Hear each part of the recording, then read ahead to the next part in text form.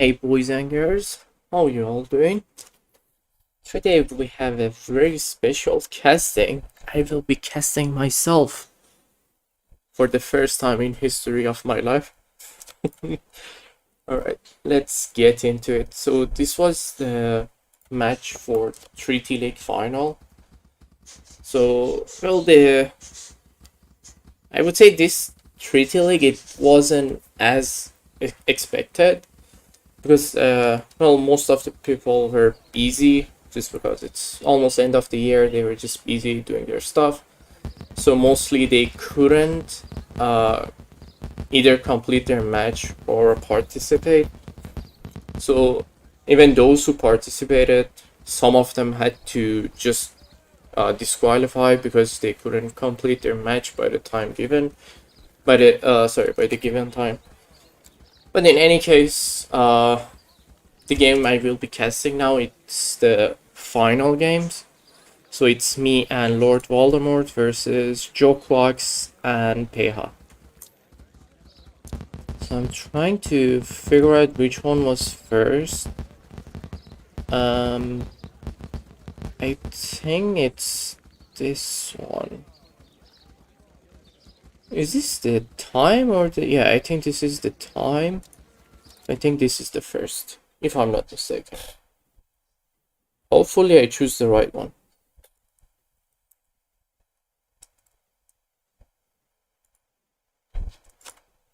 Alright. Yep, I choose the right one.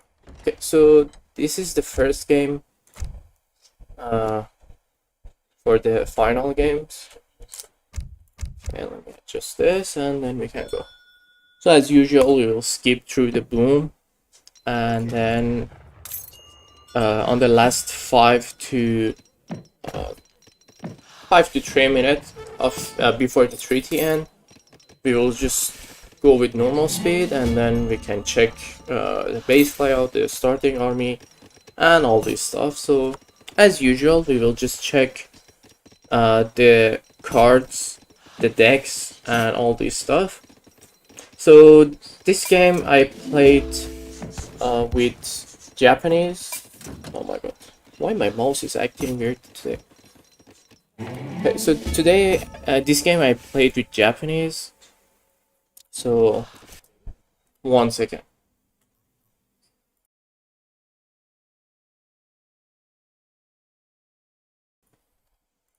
I had a sneeze. Sorry. Okay, so this game I played with Japanese, so I mean, I saw their safe combo, and then that was easily decided for a Horomoto deck.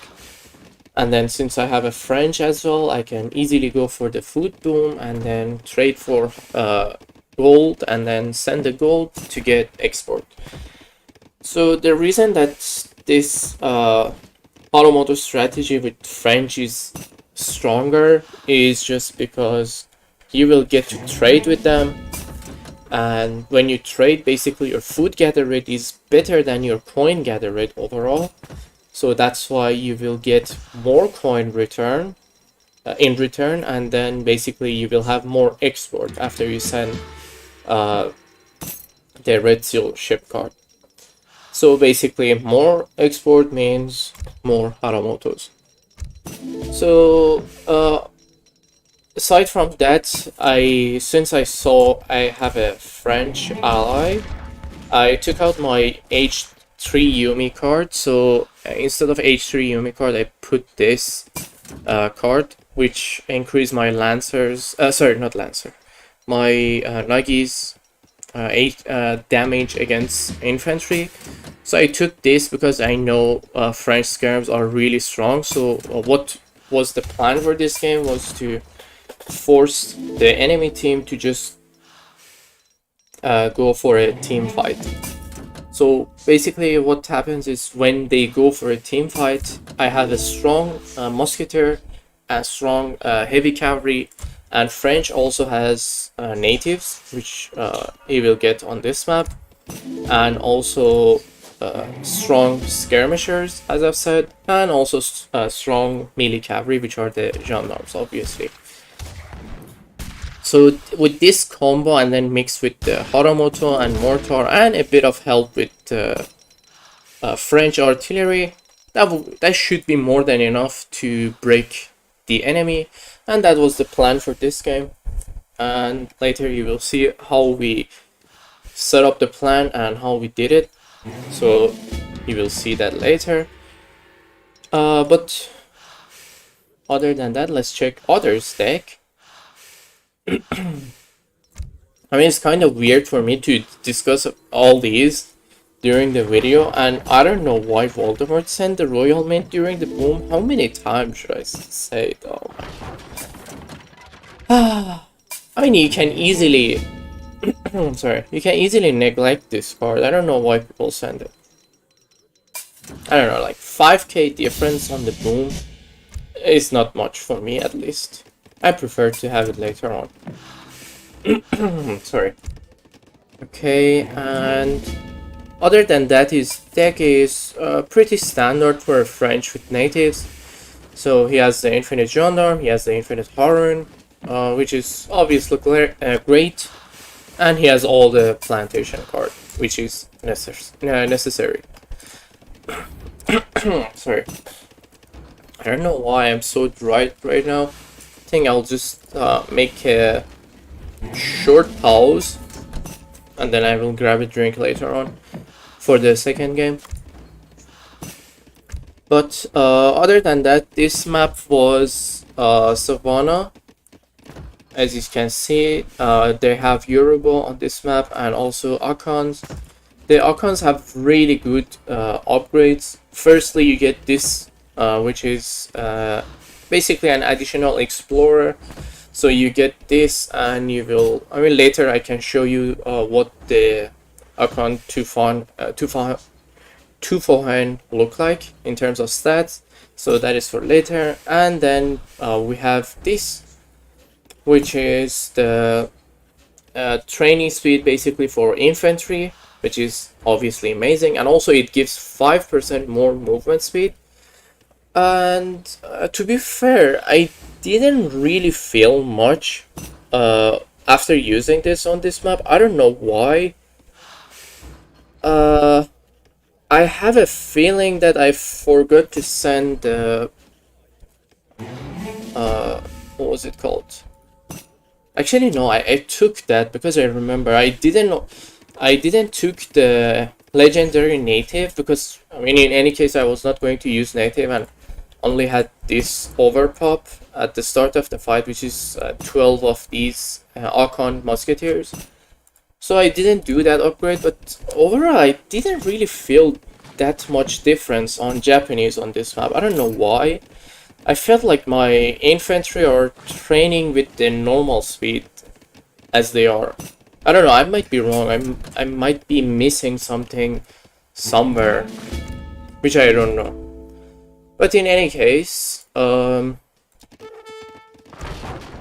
and also I forgot that these Archons, they also give this upgrade, which convert all of your food into 50% wood and 50% coin, which is a really nice small trade, I would say. This could actually work for a civ like Dutch, which obviously you can use this trade to convert your food to more coin and more wood, basically.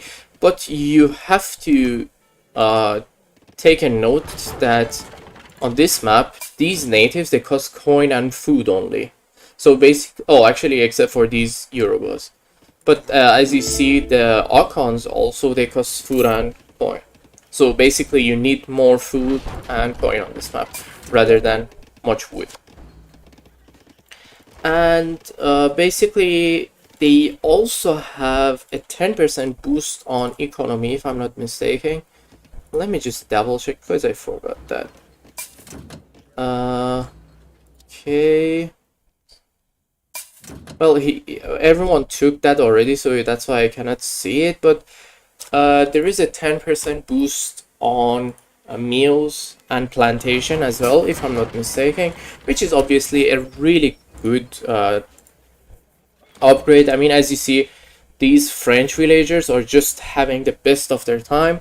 2.17 gather rate on the meals, and he doesn't even have church card, so he's just getting boosted with Team Tornado and also the upgrade from the icons, which is obviously this gather rate is just amazing.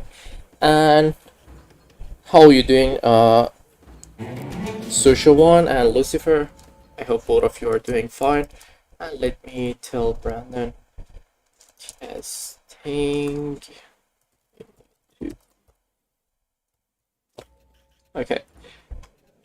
So this was regarding the icons and also regarding the Eurobos. They have a really strong and solid unit, and also they have this. Basically, this is an overpop, but since it is out of the TC zone during the boom, so it's not much of a big deal unless you. What you can do is just max these units like really quickly, and then after you're done,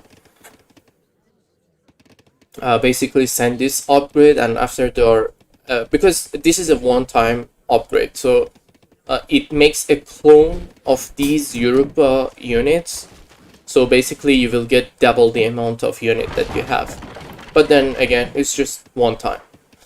So that's why I say during the fight it's not much of a big deal because it's really hard to micro this during the fight, but in any case it's a really nice overpop. This was the one. This one is Europa Legion inflict poison. Oh, okay. So this is the poison attack, and this is 10% on 3, short duration, and this is the for a unit like Militman or these Europa Riders. So they lose HP at a slower rate. So in case if you don't know, these units are instant, but they lose HP as the time goes. So it's basically a Militman, but they have a really decent stat. And also when they lose HP, they gain higher attack speed basically. They are a really solid unit, I would say. Ship 2 outposts, walls and gates grant XP upon being built. Wow, I never noticed this. Damn, this is a really nice upgrade. You can just farm XP with this. This is really nice actually. Oh, actually, I don't know. One house gives you 10. No, one house gives you 10 or 20 XP. Let me just double check. It gives you 20 XP and it's 100. Wood. Okay, so one gate is 50 wood and it gives 10. Oh, basically it's just the same. Okay, never mind. But still, I mean, if you have it during the boom, you can get some value out of these walls as well in addition. So basically you can just stack XP faster basically. But yeah, I mean, it's really interesting. I've never noticed that there is a upgrade like this. Hey Stu, how are you doing? Thank you, I missed you too.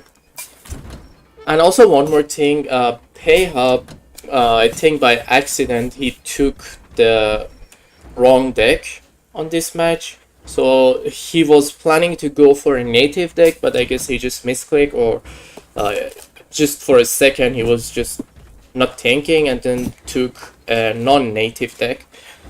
And then they also asked us to if they're allowed to rehost and change, but then since this was a competitive match, we didn't allow it to happen. So in any case, Payhouse deck is just a standard Germany deck with the Explorer card. Nothing special about it. It doesn't have the Team Settler wagon. Could be useful for Dutch. I'm not sure if the deck that he had in mind had that card or not, but still. And Jokebox, I mean, since Payhot took the deck earlier than Jokebox, but still, it was kind of not bad. I mean, it didn't went horribly for them because still Jokebox managed to get the native deck, and as you can see, he has the native card. And also he has the Team Mortar card, which increased the mortar's damage by 20%. It's a really nice card, actually. I don't know why some people say it's not worth it. I feel it's a really nice card, actually. I really like it. So let me just put it on normal speed. And then he also has the Explorer card. I would have went for a wood chopping card, because since you have a native deck, you need some sort of wood. Either you want to do the wood trade, which I don't suggest after Dutch got 60 villagers build limit now, so I guess wood trade is not an option. You still can go, but I feel like most of the time you will have too much wood which you are not going to use. But then I feel just 20% wood chopping is just more than enough. Hey Dramos, how are you doing? Too bad there were no mortars. Yeah, you really played. Yeah, Brandon. Actually, this is not my tourney. This one was Bibo's tourney. I mean, I'm just helping him organize and then also casting the games, but yeah. Camera angle is bad. Well, this is Savannah. It's just a different map. So, I mean, even during the whole game, I played with the same angle. So, I gotta say, I'm just used to it. So during this match, actually, some things. Actually, let me just show the base layout and base setup. So they had plenty of walls here, as you can see. There is a huge gap here, which I would say Peha should have made some backup here. I mean, in any case, because when I scouted, I could see only up to this part, and since I scouted this part during the boom, I knew they have some walls here. I thought like this whole place is just wall spam, and I didn't know actually there was a gap between. But in any case, I thought maybe this space is just a waste. So what we target was this spot, because it's just close to the economy, as you can see, and there are not much walls at that position.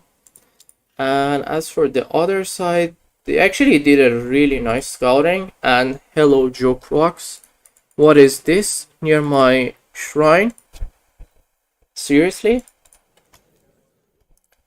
And also one more thing, like on this map I feel like the half map is kind of weird, because I feel the half map is like from here all the way to here rather than on the trade post. It's just a bit weird, like it has to be from here to here, so it won't be close to the economy, and also there will be some space. So again, I feel like the half map is slightly weird. I don't say the map is bad, the map was awesome, not bad at all, but yeah, I just felt it was weird. And one more thing, well, you can notice, just take a look at my population and what is happening to my units. During this whole time, I was just lagging, and for like, I guess 1 minute to few seconds, for 1 minute to 40 seconds, I would say, I had a screen frozen, and then I almost crashed basically. I mean, same thing happened to Payal. You see all of my units are just idle. I'm not doing anything at all. And I think at some point I just asked Voldemort to make a pause, and then basically after that pause it just went better. I mean, the lag was still there, but then it was better. I don't know why actually this happens. I played on this map 3 times, and all of the times that I've played on this map I always had lag. I don't know why. I don't know what was the issue. You see, I have so much idols. I'm not paying attention to anything. I'm pretty sure at some point we did a team chat as well. Oh, I think since it was on the pause, it doesn't show the message. Maybe. Maybe that was the case. Wait. Am I crashing? Even the recorded file is crashing. That's nice. I hope it doesn't crash. Please, don't crash. Don't crash. Oh my god, I shouldn't have clicked anything. Ah. You see, I don't know what is wrong actually. Oh, there you go. I think it was just because of these pillar removal. I think the lag was because of that. I mean, it nearly made me and Payhawk crash at the same time. I think that was the case. Okay. Oh my god, Voldemort, you didn't upgrade your horns. These are not legendary yet. Oh my god, don't tell me you played with champion natives the whole time. Oh, okay, this is the time we made the pause actually.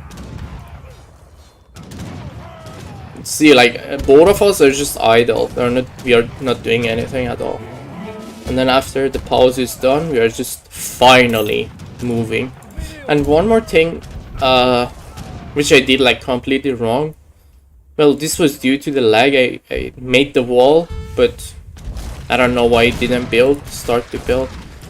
So the other thing was I didn't make a base setup at this spot. I went greedy just straight away for here. I mean, it's not bad, but the better way to make some base setup here, because later you will see at some point I'm forced to train some infantry just from my barracks, which are here. I mean these three, sorry. Which is quite far from the battlefield. I mean, we will get to that later. But any case, oh my god, Jokox, these autos are not upgraded. Oh my god. Well, I think Jokox learned this from Waifu. What is this actually? Whose house was this? Was he legit building house in front of the fight?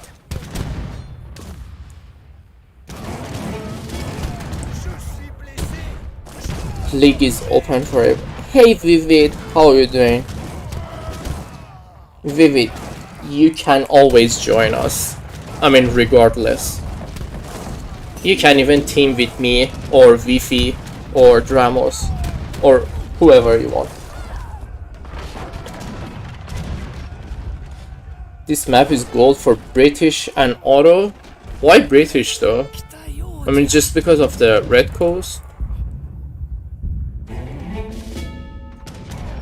I don't know.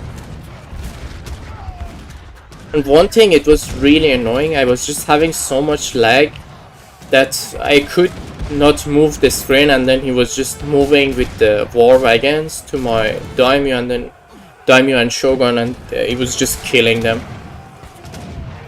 Which was really bad, obviously. I think this was the other time I was having a big lag and I couldn't move anything. See, like all of my villagers went idle. And then back to the normal space and normal way. And also I asked Voldemort to just come here to this spot and build with me. I don't know how long it took him, but eventually he came.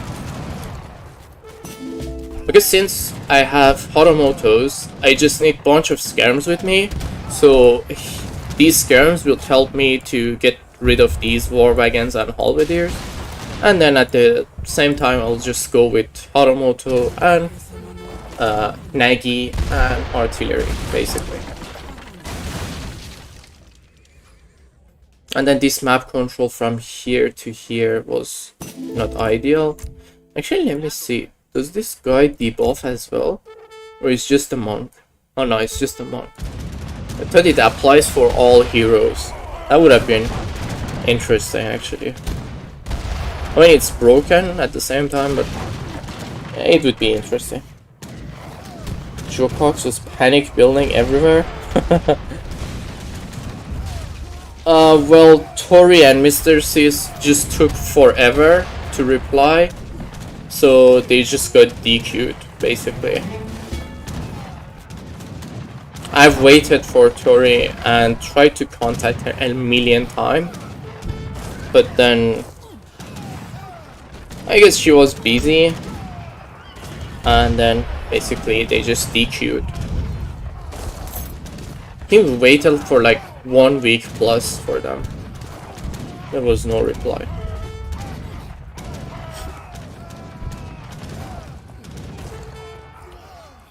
Sorry, Ramos. This is not casual games. This is competitive game, and you just have to play to win. You don't have to be worried about, oh, what is lame, oh, what is not lame. Just play competitively. I guess that's like what's missing in treaty community. Like, people are just misunderstanding some features. I mean, like, even for yourself, Jamos, like, you played the Rising Star with British, Haudenosaunee and all this stuff. I mean, I would say it's a fun. They are fun for casual games, but they are not competitive civs. I mean, even you saw it yourself, you were not doing much when you were playing those civs. And then after you switch to French and Spain, and even like other civs that are more aggressive, like by the time I told you to do that, it just went like from one side to the other. Like, you could legit feel the difference. Oh my god, look at these war wagons. They're just killing my... How many villager was he at? 41. Wow. I didn't notice that at all.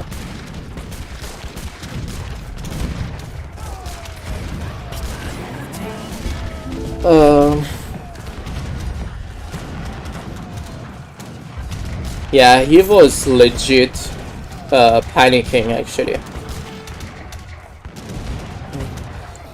They were good tier 2 civ. Yeah, but I don't know. I mean, clearly, I've said it before as well to you.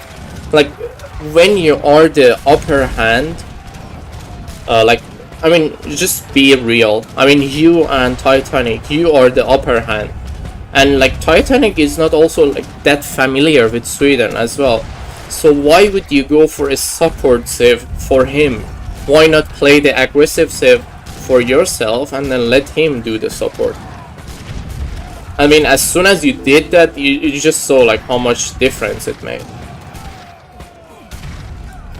But in any case, like, I feel like in competitive matches, you just have to play with a different strategy than you play in a casual game, rather. I mean, you see these both of these two matches that's well, I will be casting. Like, both of these, I tried to play in a way that, because I know, well, at some point Voldemort will do mistake, because clearly, I mean, I'm the upper hand, so by forcing him to play near me, I just so like, what happens is when I'm looking at this screen, I don't have to bother about this spot as well, so I just ask him to wall this point and then just join me for a team fight. So when we do a team fight, I can tell him like what we need and what is missing, what unit to make, what composition he needs, like all this stuff. Compared to, like, imagine if we are doing a 1v1, just like the casual games, like I'm fighting here, he's fighting here. I mean, if we do that, I just have to constantly click here, tell him what to make, what to not make, so he can push faster, and then go back to my spot. I'm not sure if you get what I mean.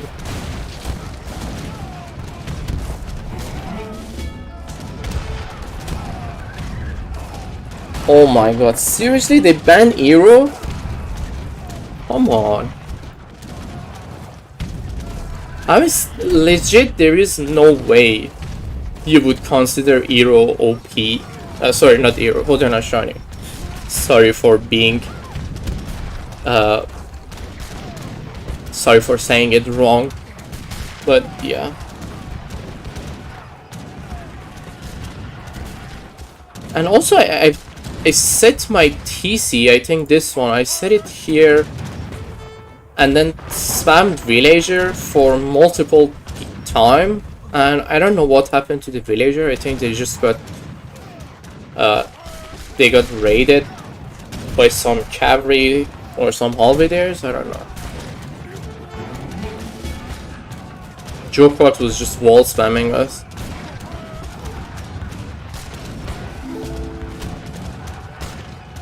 I love it how Peha was just casually walking in with the war wagons to kill the daimyo and shogun. I mean, they can legit... I think 3 war wagons can one-shot a daimyo. I think 3 or 4. Let me check. So it's 92 times 3. Let's say 300. And then they do...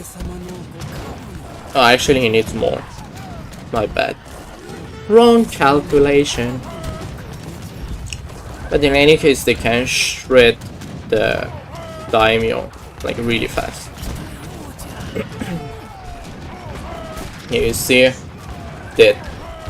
Not dead? Oh, this one didn't die. I don't even remember. Oh, actually, yeah, this is the spot that I was talking about. Like, I don't have many barracks near to this point, which is completely wrong. And I should have done that. And then this tank that Jokrot is doing is just really wrong.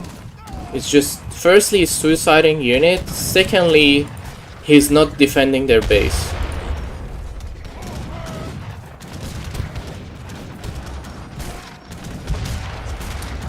I think I did a will delete as soon as I entered their base, so it's not there yet, but I will do it soon. You should make a Nila tournament, just European save. Actually we could though. We could, but then there's so much stuff missing in Nila. Like a lot of things, a lot of factors are missing in Nila. I mean, I have to be honest, if I play in Nila at the moment, I wouldn't even know how to play.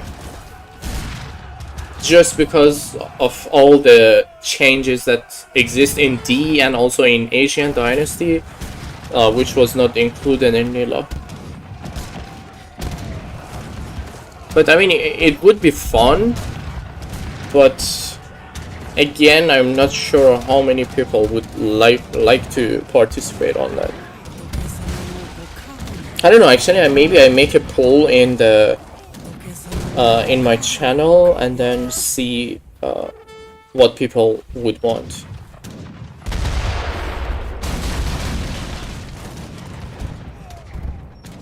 Like, I think I'll just make like make a poll and then say, you guys want a tournament in Vanilla or you guys want a tournament in DE? I think, and then I will see what people want.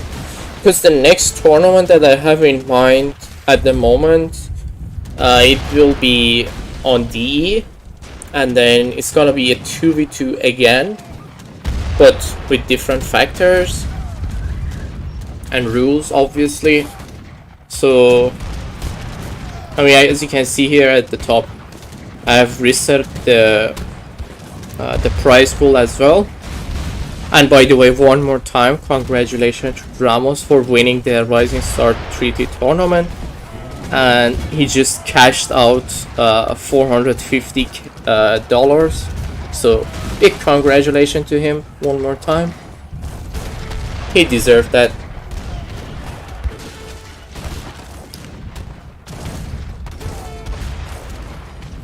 But yeah, at the moment I'm just planning for the next and trying to come up with the rules as well. I mean, the rules are pretty clear for me. I have some rules from before as well. So I'm just gonna adjust it here and there, and then we'll publish it after that. I think I did the will delete now. Should be anytime now.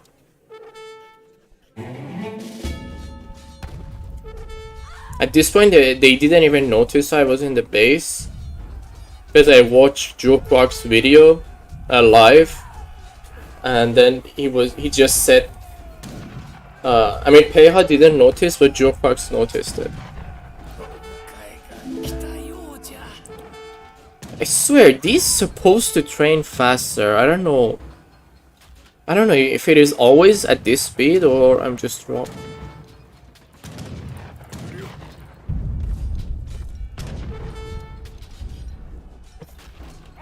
Yeah, I mean, I had another one also. I should have actually switched my golden pavilion to movement speed so I could just run around the base and then spam these Nagi shipment. I mean, clearly they wouldn't be able to catch me, and then also I could just raid their whole base. I mean, still, the damage that I did to them was just enough. I killed a bunch of settler wagons. And also, as you see, the villagers are getting raided. That is enough. So you can consider that daimyo is just going back and forth. And at this part, I don't know why I didn't do that, but I should have trained some mortars to snipe these buildings so I could make a path to the factories like directly. That was just a mistake.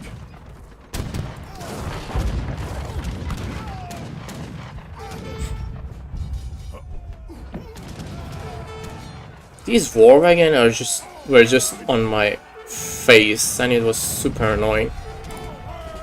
They kill the daimyo like really fast. Actually, let me see how many settler wagon I killed. So 18 should be 17, should be 16, 15. Maybe this? No. Because at this point I didn't even look there anymore, because I was just focusing on this side yet again, so I can just break into the economy again. How many villagers was I sitting? 42. But yeah, you see, he lost a lot of settler wagons, which is clearly really bad. These two buildings were just really annoying. I should have just get rid of those earlier, and then I should have just pushed there at that spot.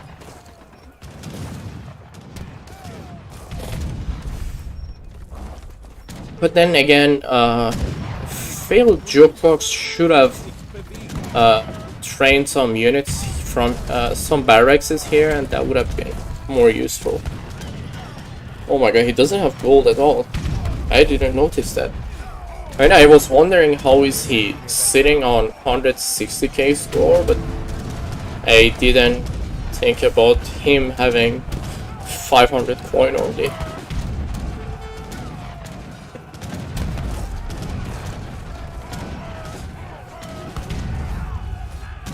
We should have not disclosed that. Well, sorry.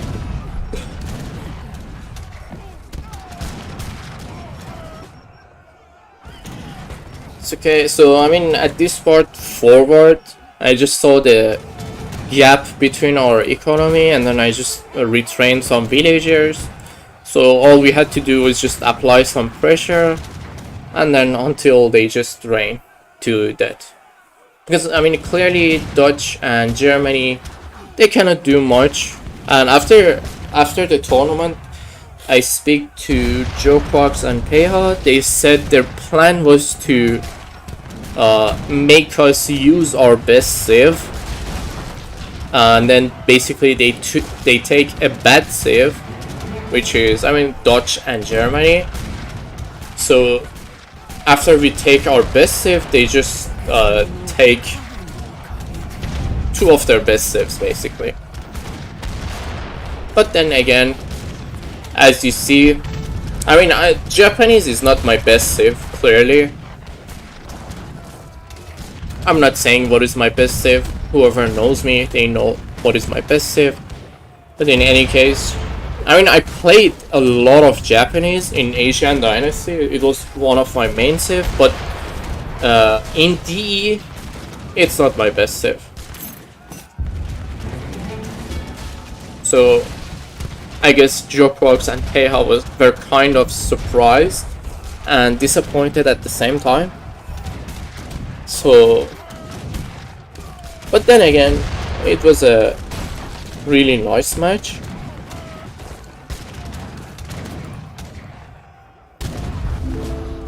Watching it live, Joprox was busy spamming infantry into the walls instead of helping. Yeah, I know, right? Exactly, waifu.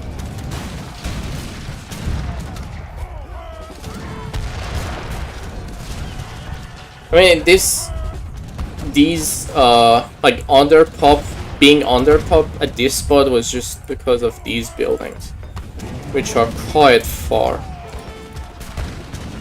I think at this point I was just training some villager, that's why I was not paying attention to the fight. I think I was just training villagers. And also you see my daimyo and shogun were dead. So basically I only had the shogun. So again, we just get to the point where I didn't have barracks near the fight, which is completely wrong.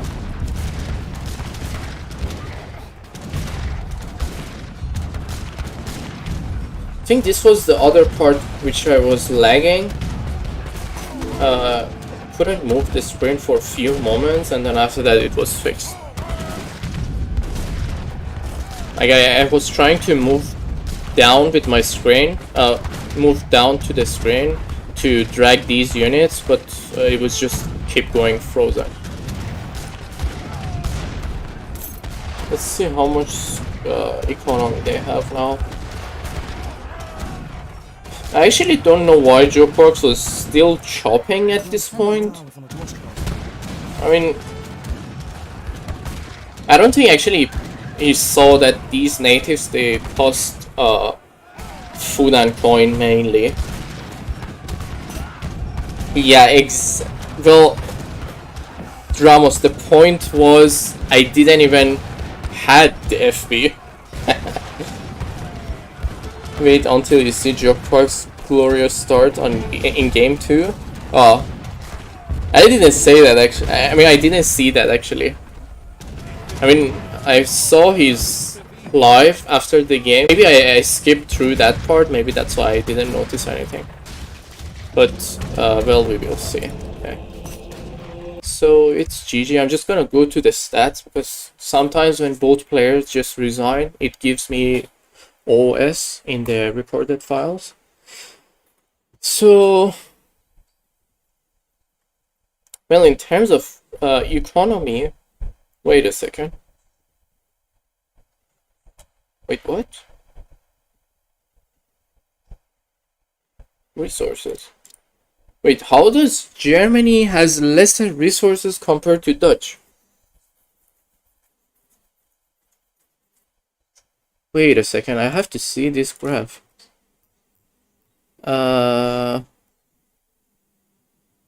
Economy score.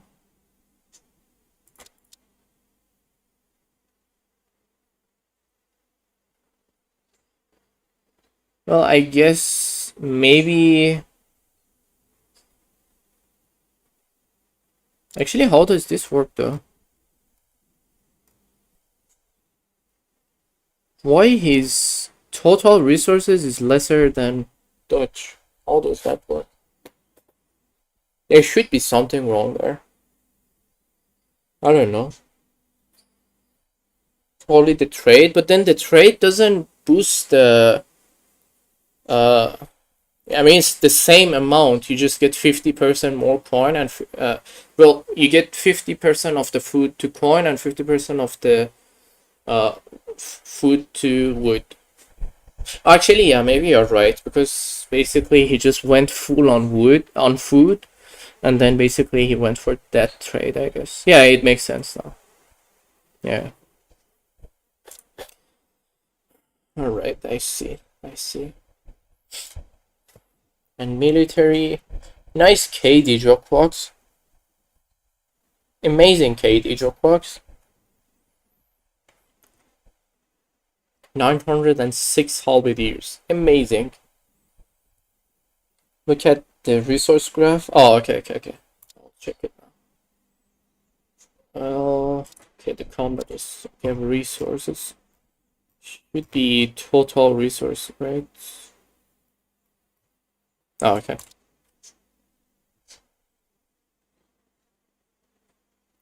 I mean, why does it actually jump? Because that trait that is inside the icons, it doesn't boost the. I mean, it doesn't give you anything extra.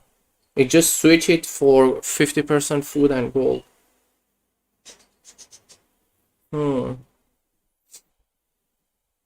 It's a bit weird though.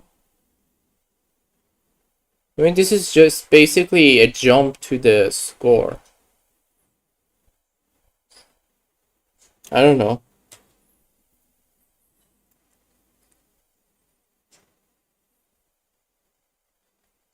Matt, he's playing with Russia, yeah. Maybe after he lost many wills, he will count. No, actually, yeah, Peha made a big will delete, I guess, since the beginning. Okay, let's just see everyone. Yeah, he killed at 38. He killed up to 60 villagers. So basically 23 settler wagon, and the rest were no more villager. Let me see actually the villager population. Then actually it didn't kill a lot though.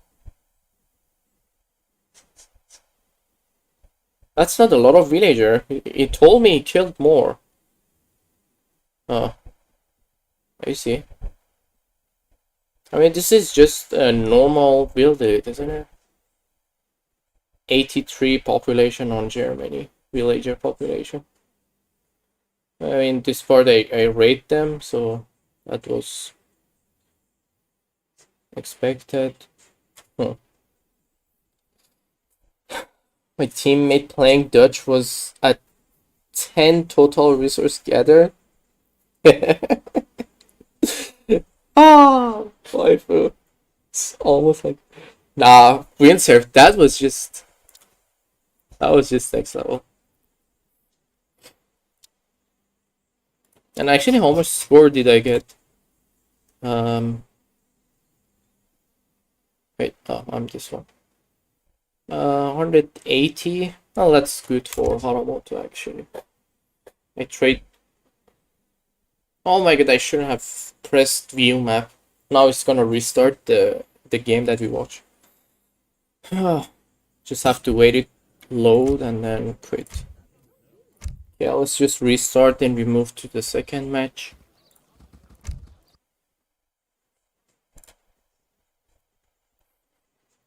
At least it was better than his India. Huh. What was it though?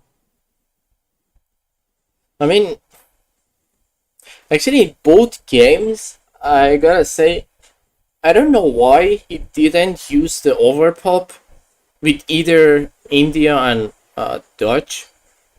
I mean, I don't know if if he did that with Ottoman, because I couldn't see the first game that they played just because it got OS.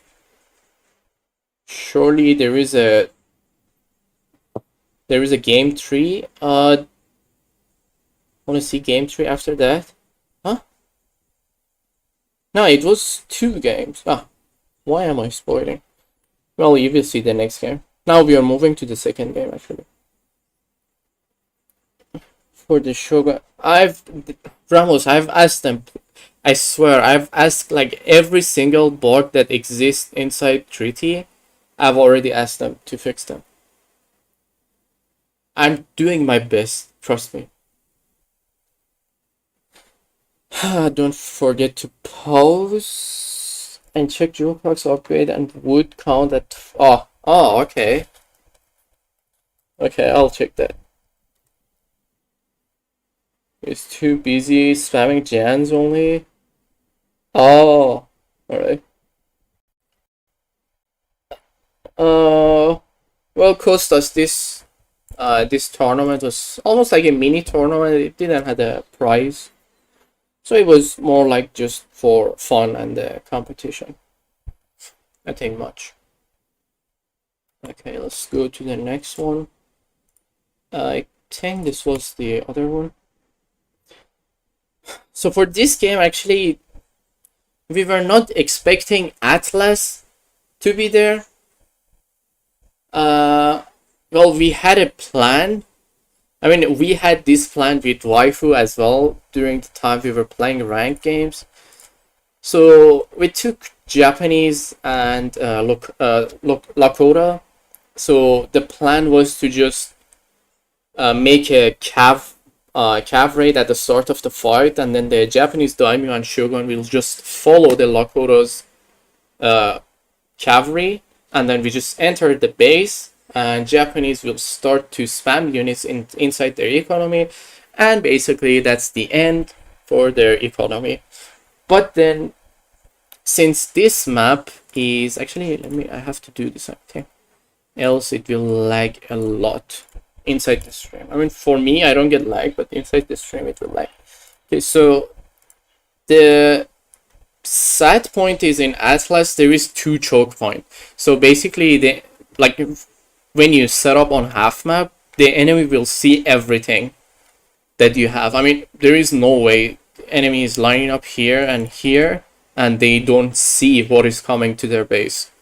So basically, the plan failed. I mean, later you will see how it went, but I just had to tell you what was the plan for this 2 combo. But then actually I would say having this TP with Lakota, it was kind of nice because I tried to avoid using meals as much as possible, even though I have the meal card, because I didn't set a deck for, I mean, even though you see I have tons of deck for Lakota, I didn't have a deck for such a map. I guess now I will have one. So I took native deck with meal card. So, but then for this match I only sent the Bison shipment because I had enough XP to get all of my cards that I needed before the treaty end, and also basically gathering from hunts or aka the Bisons for Lakota.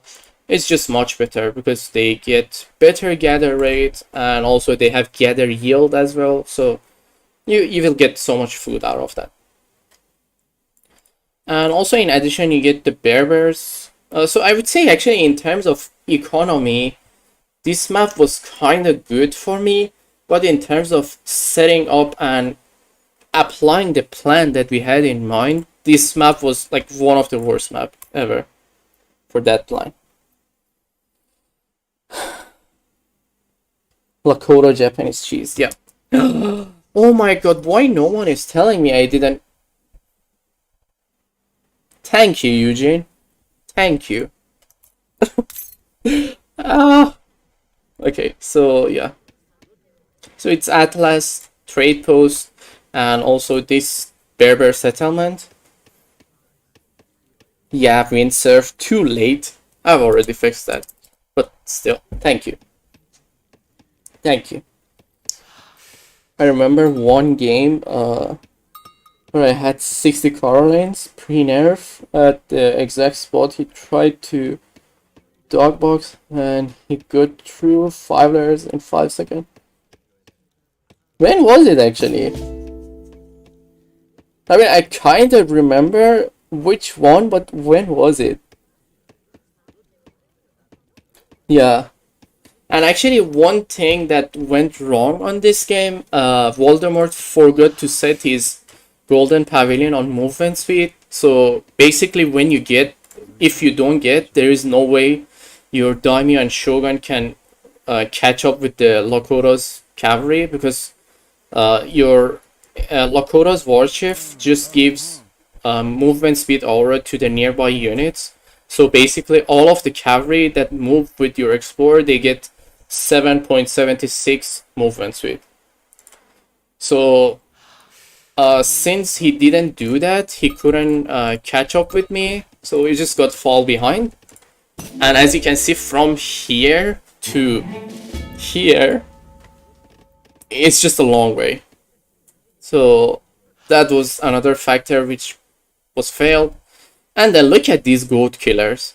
Look at these goat killers. Jokrox was just running around the map and then killing the goats. Goat killer. Look at this. Oh my god, poor souls.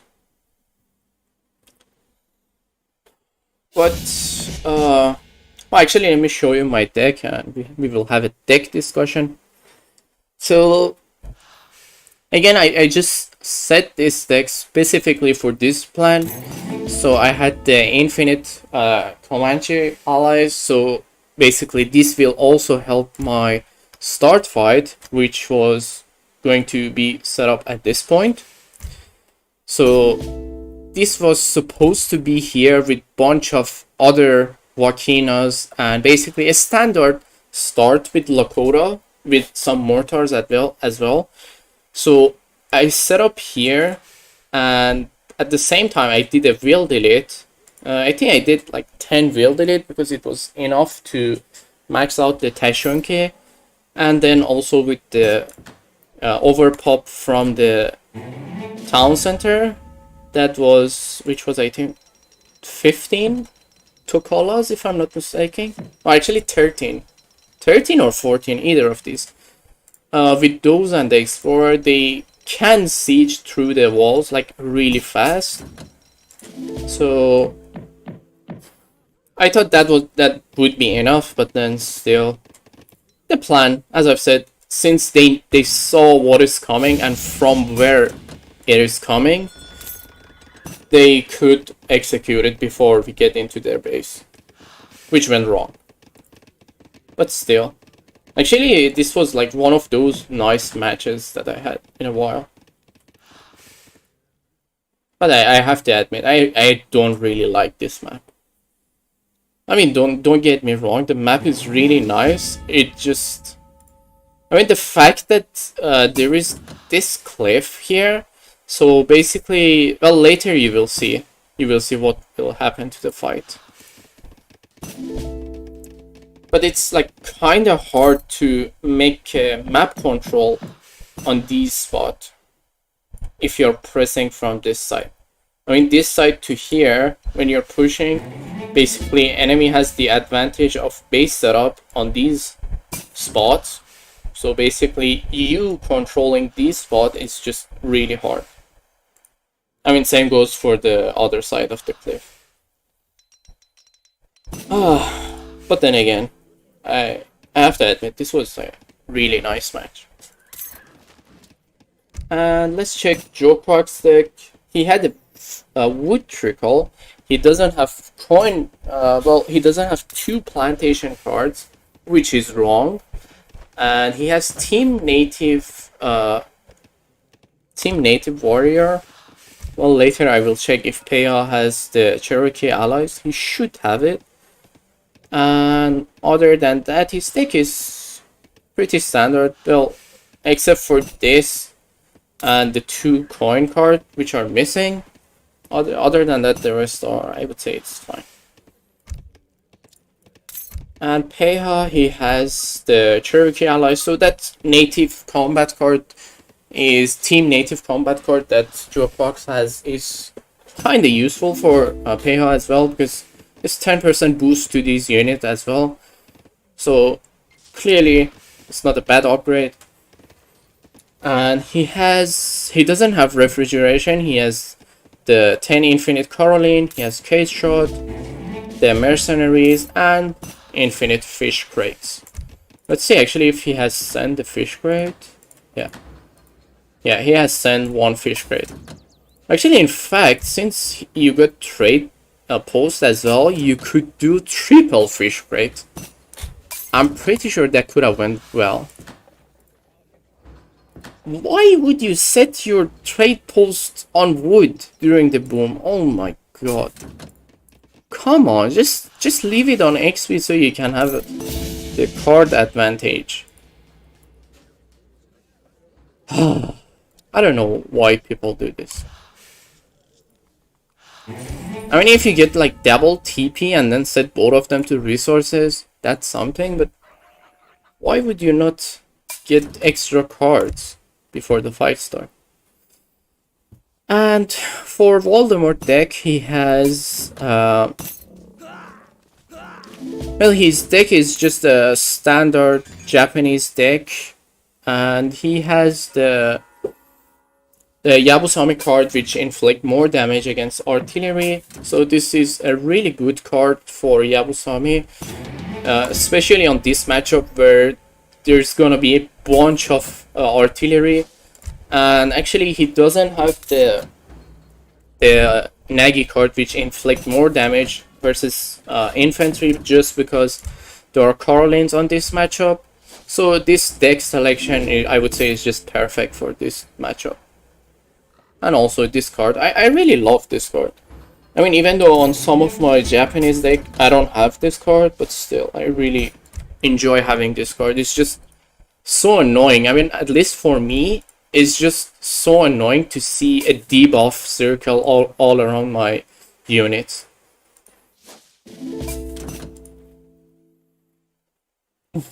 Good, I missed it. Jokefox does such weird things. Well, you're still about to see the second game, Jokefox. You're about to see that. Even sending the Cherokees for the start fight is better. Yeah, exactly. I don't know why people send. I mean, I've seen also Floco does this. I don't know why. I mean, why would you want this? Let me see actually if he has changed it yet. What? He gave both of these to Jokefox? Oh no, this is factory. I thought these are trade posts. Oh my god, look at this. Even now Jokefox is doing the same. Come on, guys. Oh my god. Come on, this map already has enough wood. You can just chop later if you have wood issues. Why are you doing this? Just leave it on XP, you get extra cards. It's really nice to have extra cards. Well, anyway, I don't get it why people do this, but please guys, always put the trade post on XP, please. It's always better, trust me. I mean, of course, up to the point where you max your cards, then after that set it to resources. I'm actually in a meeting now. Well, we'll come back, Voldemort. Well, you missed the first game. Now we are on the second game. Actually, one more thing I have to say about my deck for this game. So I took the Rifle Rider over the Axe Rider, which I usually take. Just because versus Sweden, the Rifle Rider will do magic. Because the Rifle Rider do extra damage versus heavy infantry, and since their fire rate is 1.5, so basically they fire super fast, that was just super useful and annoying for Carolines, especially under the TPs. Because under the TPs they get extra damage and extra HP, so it's just really frustrating for a Sweden player to kill the buffed Rifle Riders. And then other than that, okay, this card, as I've said, I didn't send it during the boom. In fact, I guess sending this and having this inside the deck on a map such as this was just not ideal. I could use a different card, could have been more useful. Because as you see, I'm just using the ship and also the haunts from the bison shipment, and at the same time I am actually sending all of the cards which are necessary for the fight, at least for the start fight. So yeah, that's that. For a second I thought I'm gonna crash. Oh, and also one more thing I got. Look at this sick elephant. Oh my god. Eyes. This is eyes actually. There we go. This elephant is really sick. Sadly, I didn't get to see how much it did during the fight, but it's really sick. I really loved it. 2k HP, 62 damage with bone splash, and basically it's almost like a flail elephant. Let me see the tag actually. It's a pet, it's a treasure guardian, hand infantry, stealth, land military, okay. So it's only good against treasure guardian. Oh, actually you have only 2 build limit of these. I wonder how can you train these. I think one of the African native settlements, you will be able to train these pets, if I'm not mistaken. I don't remember which one, but I've seen it.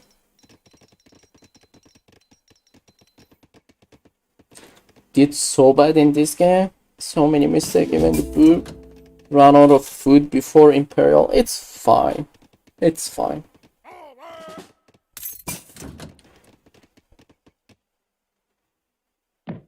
Factories on food over wood. Yeah. And now he sees that he really needs the wood. Oh my god, Jukebox, come on. I mean, come on, like, this is just being greedy on the trade. Look at this, you don't even have wood. This is gonna be fun, actually, for the start fight. In fact, actually, did you trade wood inside the market? So you get, I mean, sell a coin for wood, basically. Imagine if you were forced to do that, that would have been fun. But in any case, during the boom, actually, let me just show you. I scouted this spot and saw they don't have anything nearby, so we just set a plan for this spot. Later you will see how it ends up. But yeah, I mean, I just wanted to tell you what was the plan. And actually, our base was, my base at least, it was not really ideal. I didn't have anything here. I think I built some stables here at this spot. I might be wrong though. I don't know. I don't remember.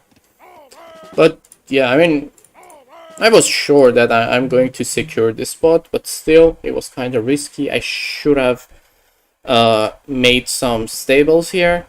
I mean, the war hut, you have build limit on them.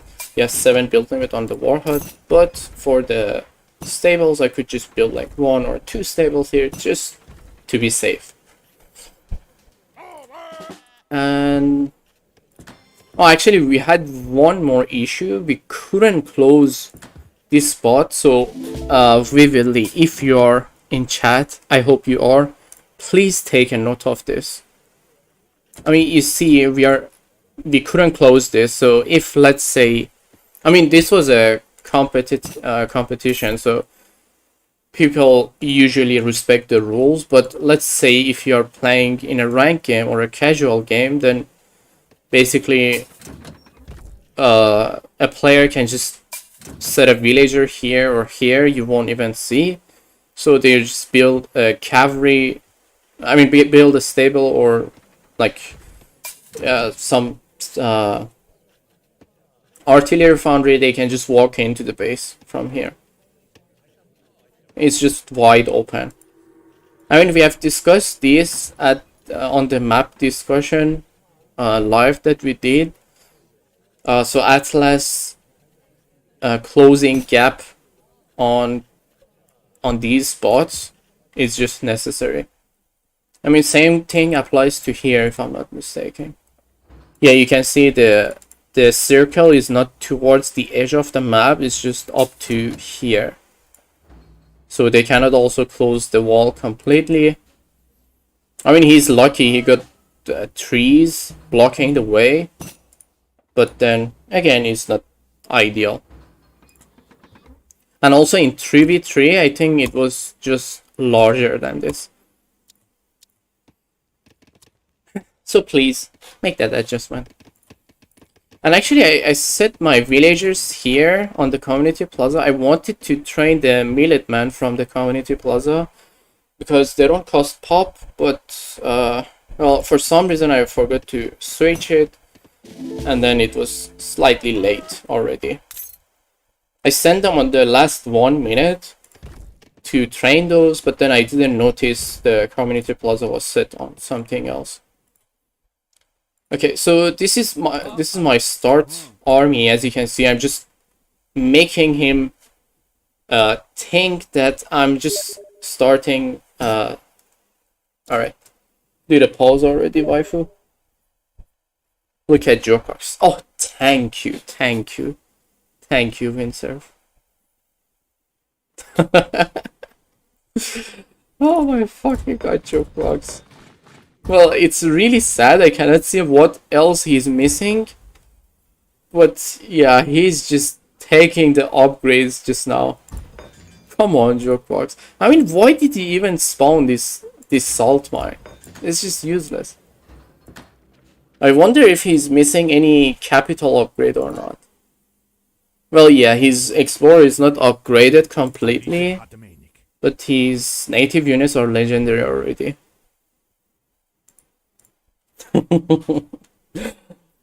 Oh my god.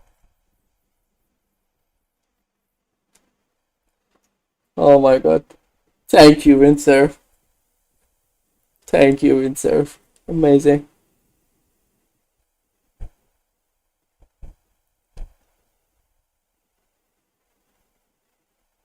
Way I did with my noob teammate. Oh, thank you.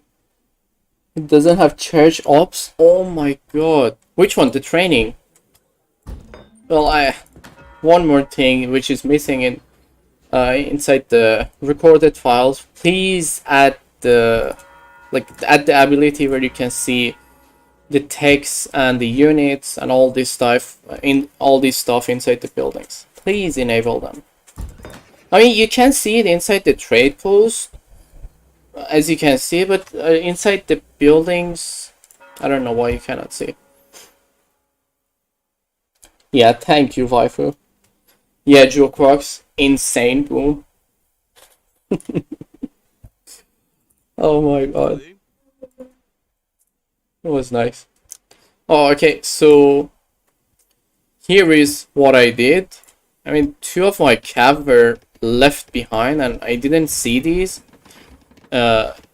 These were from the overpop. I sent the shipment, but I forgot to set the waypoint to the front. So as you see, I'm just starting on this spot and then spammed some TPs as well, so I will have a defensive position. And then at the same time, I'm just running toward their base. So as you see, my cavalry, they have 7.43 movement speed, while Japanese cavalry, they have 7.15. He forgot to switch it to movement speed. If he did that, he would have had more movement speed. I think they move faster than Lakota, if I'm not mistaken. So that would have been nice. Right. Actually, one thing went really bad. These for this raid, it was these hussars just snaring my units and also snaring the daimyo and the shogun. This just made them even slower. As you can see, it's just moving with 4.65. Oops, sorry, I hit the mic. Yeah, exactly. You can't ask for a miracle from Jokebox. I actually wish I made I will delete it a bit further. I mean a bit more, not further. Then in that case I could have trained some axe riders as well and then mixed them with these. So they could at least they could tank a bit more until these Japanese daimyos they could train some units as well. But could he actually snipe the factories? Oh, actually he could snipe the factories though. But sadly we couldn't spot the factories. But in any case, as soon as I saw this plan is just executed, I just came back to this spot to push at this spot. And at the same time I asked Voldemort to just make a wall spam on this side of the map. And then just join me for the fight on the other side. And also one more thing I noticed, this Berber Sultan that you get from the Berber settlement, he gets extra damage against artillery as well, which is really nice. Since he's a hero unit, I'm not sure if it is because of the hero unit or not. Let me see actually. Oh no, it's just the general cav damaging to artillery. Oh, okay. Okay, good to know. I thought he will get the community plaza boost as well, but it doesn't. My bad, my mistake, sorry. It was too late to take the Japanese consulate upgrade. It was training. Oh, rip. So then you decided to fight Jokwak's walls? With walls? Yeah, exactly. What is better than wall painting? More wall painting, I guess.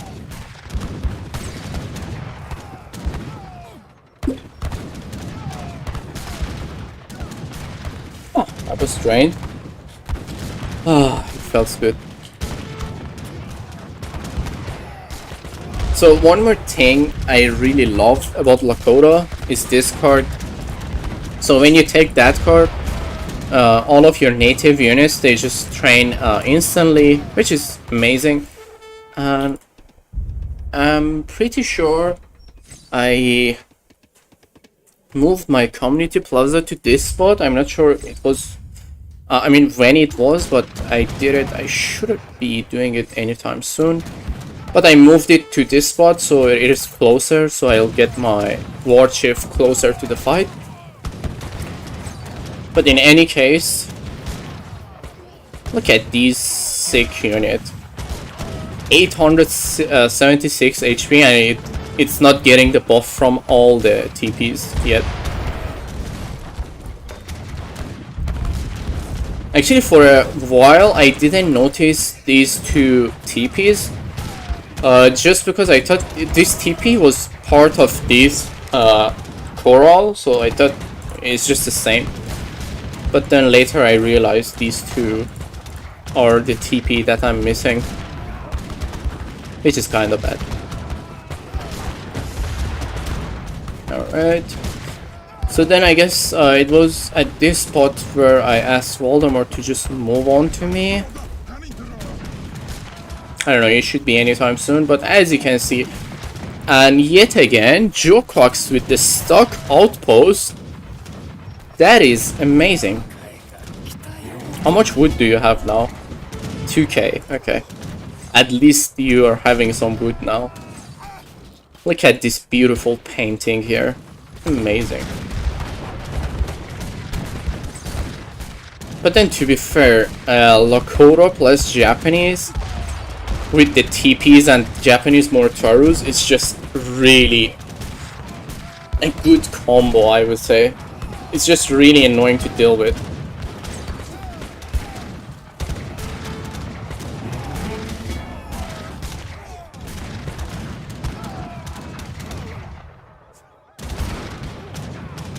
Move on to me.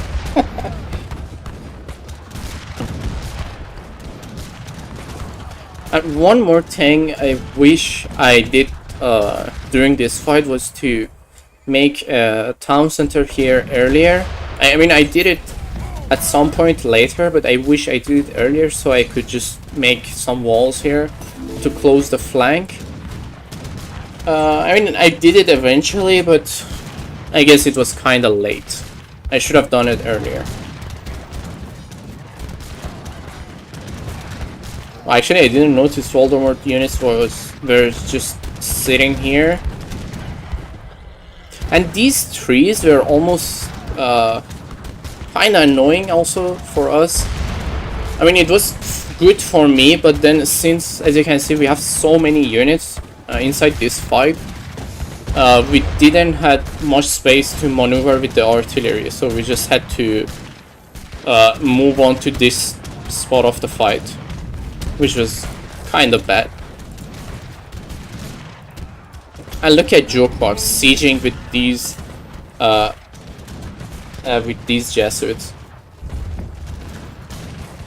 Lucky Chad.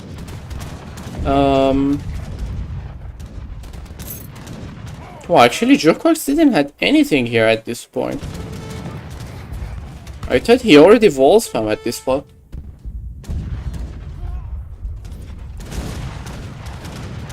Okay. Look at these gendarme spam. There we go, that's what we want.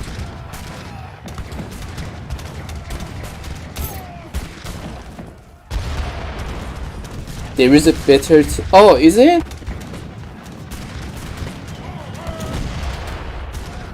Well, I will try.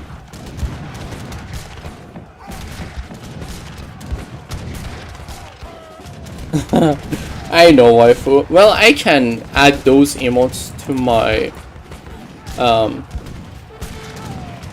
my channel membership, but then it's not the usual one. Oh my god! Yeah. These units, or did you see how did they took out the gendarmes? Holy! Why these units are so sick? I mean, still they're under the TP, but wow, they just shred the gendarme like it was nothing. Okay. Oh, I already delete those TPs. And Jokox is trying to make a nice siege with these skirmishers, which is amazing. Let me see what units he has actually. So 1 Jesuit, 28 skirm, and 1 explorer, and 4 musketeer. Amazing Jokox. And still, the stock towers couldn't be better. Couldn't be better indeed.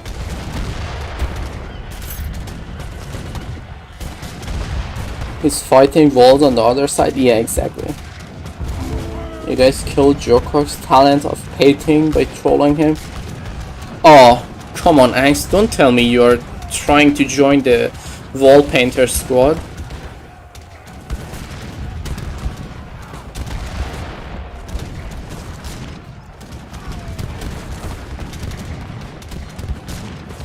Yeah, actually, Windsurf, I saw that spot and then I was like, what the hell is he doing? Like, I had no clue why he made that. I guess maybe it was because he had so many. Oh my god, look at these. We even have crossbows coming to the fight. Oh my god.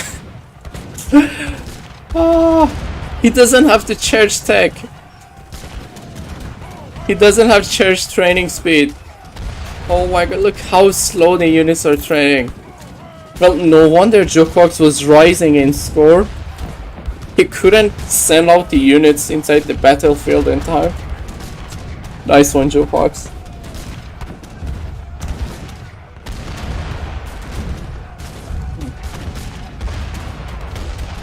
Jokox, we love you.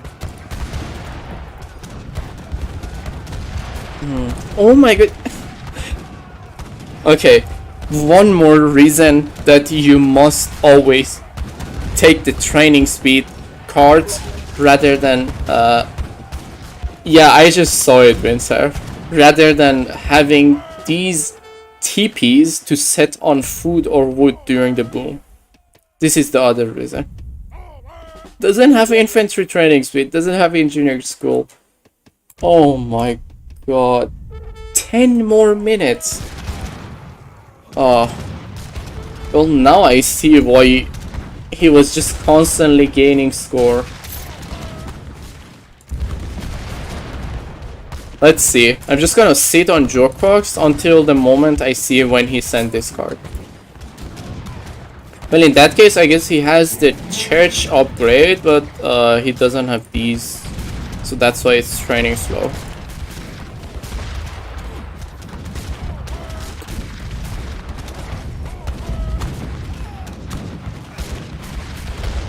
I'm not the wall painter, but I feel bad. No, Jokox is fine. I mean, we love Jokox. He knows it. We're just joking with him.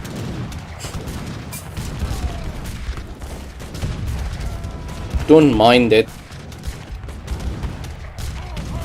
These are light cavalry, right? Hand cavalry, light range cavalry. Yeah, they're light cavalry. So basically, these units, they don't get countered by Carlins. Amazing. I wish I knew that during the fight. I thought they have light cavalry and heavy cavalry tags at the same time. But apparently they don't. So they just have the light range cavalry tag. So basically you can use these to counter Carolines on melee. Because this multiplier only applies to heavy cavalry.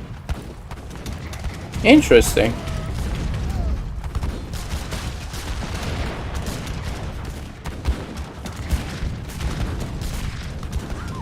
Don't need fencing school if you don't have church tech anyway. You can always vault paint in the games. Isn't this painting already?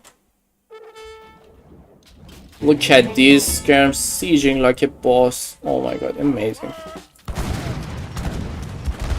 Oh, he finally sent it. Okay, 53 minutes into the, well, 13 minutes basically into the fight, and then finally.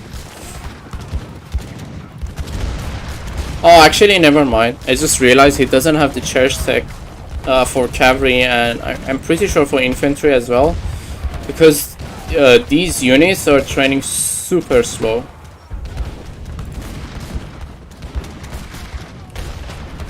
Amazing.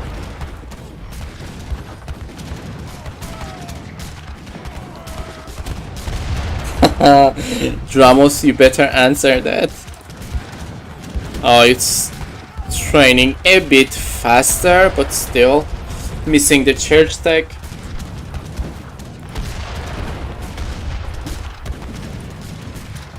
And one more thing, I was not training my mortars just because the Japanese mortar have more range and basically they are more effective compared to mine. Didn't I make some walls here? I'm pretty sure I did. Yeah, I did, but the villager constantly die, I guess.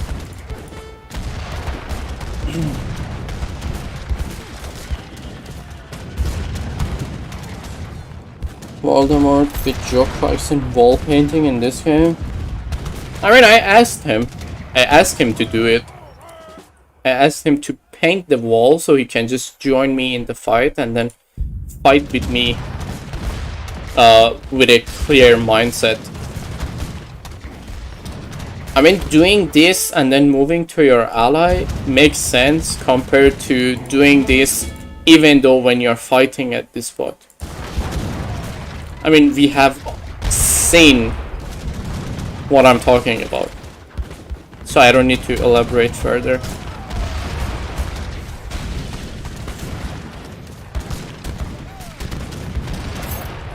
Jokox playing the long game, I guess.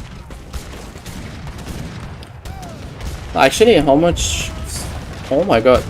Oh, actually, yeah, Peha made the build delete like really early, and I would say actually it was unnecessary. I mean, you see, he has so many units, but then at the same time, it's draining him.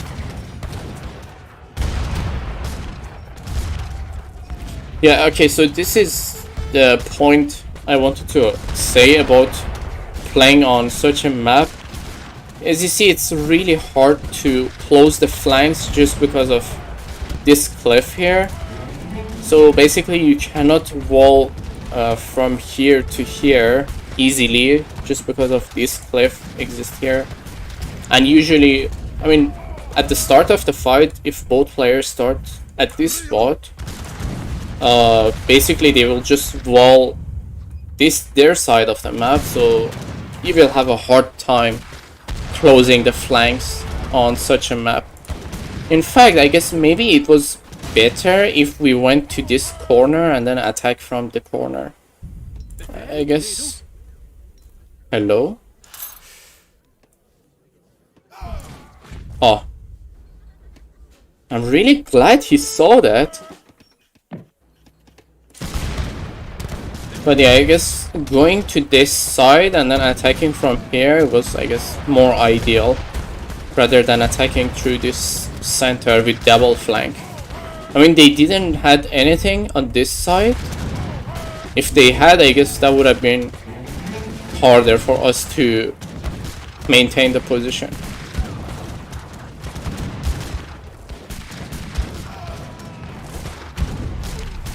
Box saving wood to infinite. Yeah. Let's just double check how much wood he has. 90k wood. Amazing. There we go. I mean, you have to take a note that these bearers, they cost coin and food only. So basically he only needs the wood for walls, buildings, and the Jesuits. Not more than that. So this wood is just more than enough for him. And yet again, I don't think he has the church training speed, which is obviously really bad. And also basically Voldemort also did the same mistake on wood. I don't know why, but yeah, he did this as well. As you see, he has so much wood. I'm not sure how he resolved this issue, but I think his shrine were on wood the whole time. Yeah, as I've said. And Voldemort, I don't know how many times I told you, put these bearers inside the woods, not inside the rice paddies. They gather faster on natural resources, and they gather slower on the economy buildings, basically. You should have done that, my friend.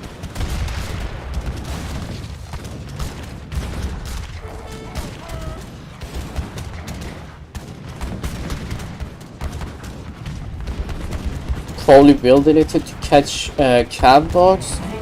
No, he just, I think he intentionally stayed on the build elite so he can push us further.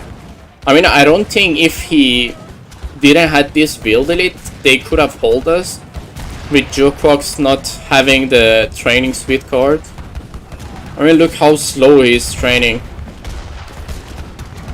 I mean, don't you wonder why he's sitting on 200k score and his ally is draining? But now I feel this build elite actually helped them to hold us.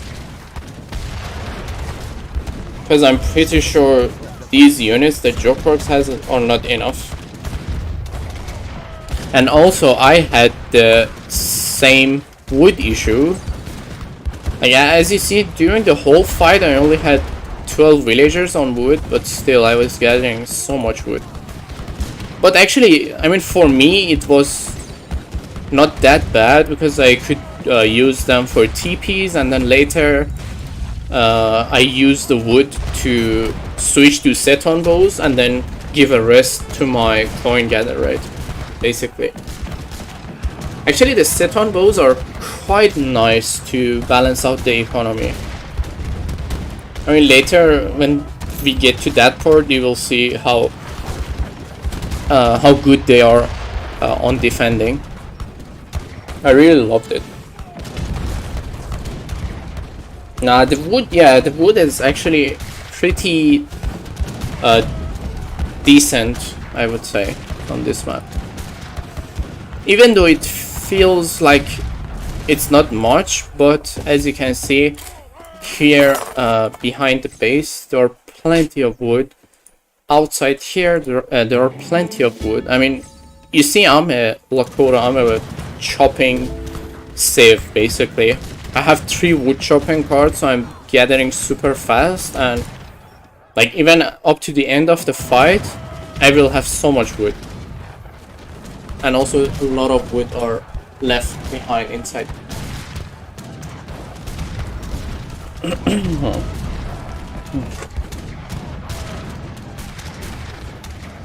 Still on XP? Yeah, I forgot to switch. I forgot to switch this.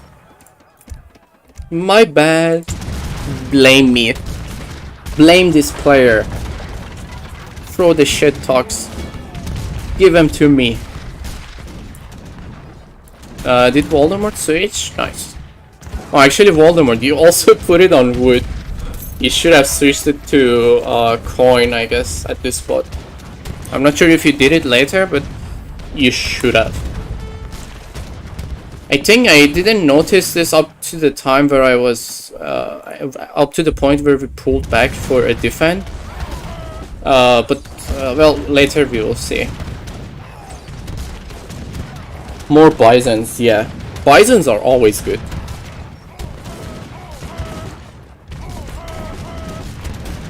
How much bison did I have? Actually, at some point I stopped sending the bison shipment because I was constantly getting idle villager, just like this. I mean, they are not doing anything because the bisons are just standing on one spot, which is bad. So at some point I stopped sending it. I think I need to add the Infinite Axe Rider card. I think that's a nice shipment to have as well. I think instead of this, I'll add the Infinite Axe Rider or even Infinite Coin or something like that.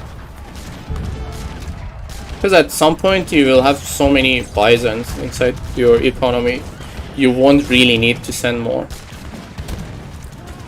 And imagine, like, if you are at the spot where your coin is down, so sending this is not ideal.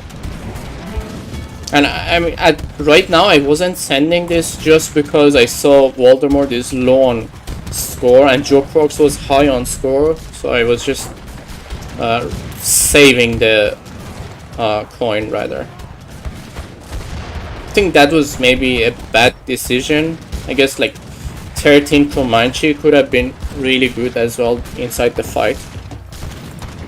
Maybe I should have done that actually.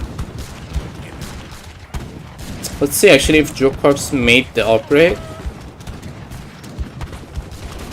I think he already took the training card, right? The church training, he already took it, right? If I'm not mistaken. The gendarmes seem like they're training fast. Let's wait for infantry, then I can tell. Yeah, actually he took the training card already. The training upgrade, sorry. Finally he took it. I changed it to food later. Huh. You can start walling your TC for... Actually, that's kind of bad because... okay, let me... I mean, since we know what is happening here, let me just show you. If you wall your TC with... so your bison will stay there, it's kind of bad because... like, when you send more bisons, and sometimes if you don't notice, the villagers... you see, like this one. They will just stand idle and it doesn't even show that they are idle. Just because, like for example, this one, it takes a shot on this bison, but since there are a lot of bison around him, he cannot move, but it doesn't show him as idle. I used to do that for a while, but then I had this issue with bisons just, I mean villagers just going idle, so I didn't do it anymore. I mean, the villagers can just gather from this, I don't mind it, it's fine. I mean, it's still not ideal because it's blocking the pathing, blocks the pathing for these plantations as well. But yeah, maybe actually I can just make a large wall around it. Maybe I put a TC here. Then yes, I guess I should do that. But then I haven't played Lakota in a while, just because people don't allow it to play in casual lobbies.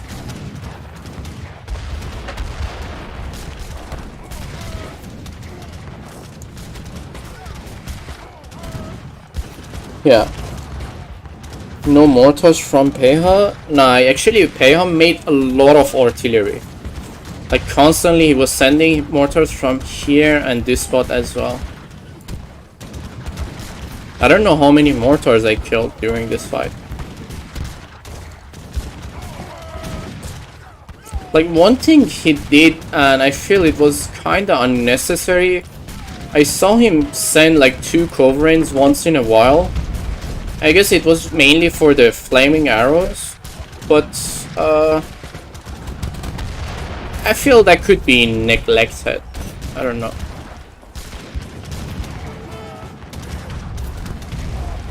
Maybe he was not relying on Jukebox on getting rid of these flaming arrows, but yeah.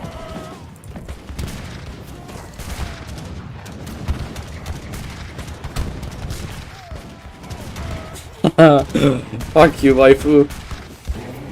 Oh yeah, I still enjoy playing Lakota. They're really nice. I get the fact that they're annoying to play against, but they're really fun to play with. Like when you see, like you get a unit such as this during the fight, it's just really amazing. Like you look at this. Actually, I don't know why he made this consulate here. I think he trained some Haramotos if I'm not mistaken, yeah. How much export he had? Oh, none. Okay. I think it was at this point I started to upgrade my set on bows. Because Voldemort was also draining in terms of coin and he was telling me inside the call. So I just, oh my god, look at these. These are actually really sick against Caroline. Wow. I never noticed how good they are.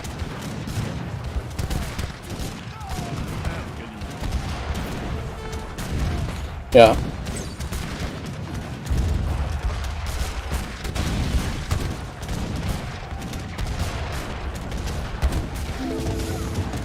Is Jaegerchere an actual Airchan nickname or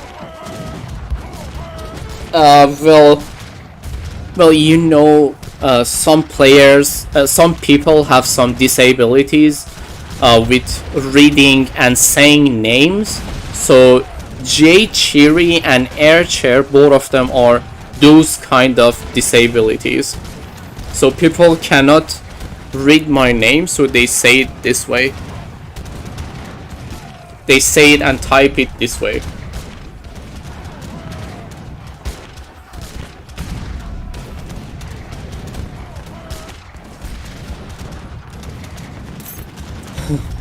But still, like among all of these, it was the best one was from Dougie, like at the start where he didn't know how my name is pronounced. He called it Irshiri.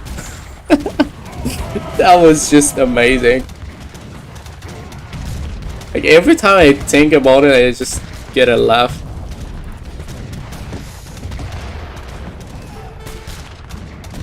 It's like drama saying Johanna. Actually, Waifu is a big fan of Johanna. Don't underestimate it. Come on, Waifu, show your love to Johanna.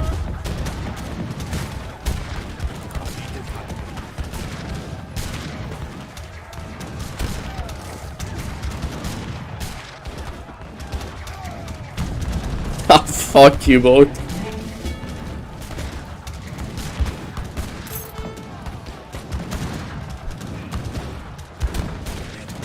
Okay. Now we are getting to the spot where we were getting pushed in, and you can actually see Joquox is dropping on score just because he has he can train units fast enough, as you can see. Finally, oh my god, he has 28k. Sorry, 2,800 wood food only. Wow. Okay, this is another reason where you always have to take the plantation cards. I mean, I get the idea of Heiha just staying on gold and Jokebox just staying on food, but still you have to consider the fact that both of you are losing 12% of your resources while sending to your ally. So that's a lot, actually. I mean, later after this game, I checked, Jokebox sent 103k food to Heiha, so that's I mean, just deduct 12% from that, that's a lot of food where they just lose by just sending them to each other.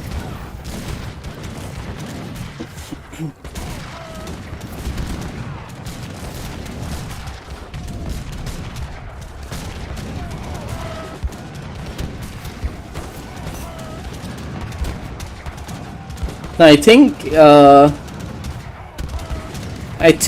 Nahulbuk, if I'm not mistaken, made it. I don't know. Nahulbuk.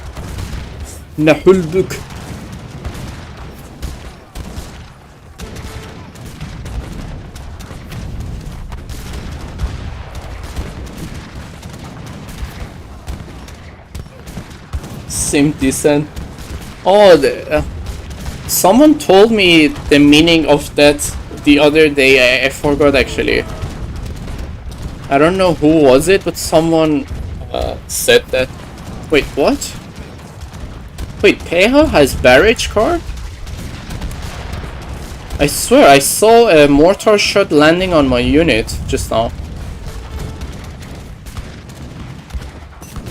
I don't know, I might be wrong. I think that was a covering shot, maybe. Okay, so this is the spot where I'm getting pushed, and also the spot where I tried to make some distraction towards this side of the map.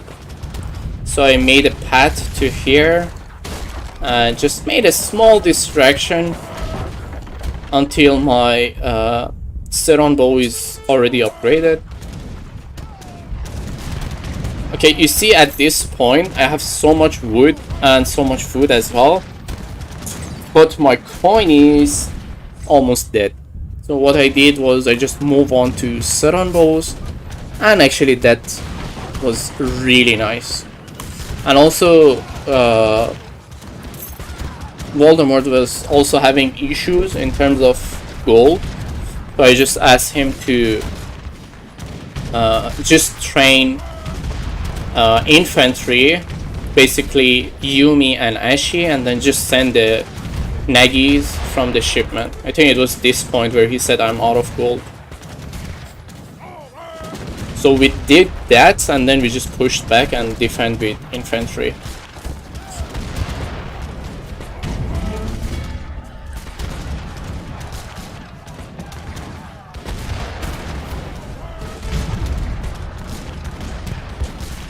What are you discussing? I forgot. Let me see.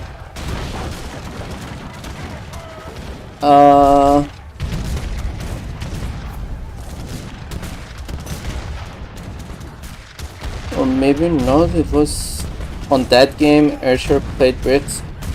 No, it was long after that. But fuck that. I really hate British in general. In terms of Civ, not people. Okay, let's see this actually. So the Seron bows have more fire rate, they have 2 lesser range, but they have more HP than Wakinas. And also, the good point, they cost wood, they don't cost coin. So that's the reason I just switched to them.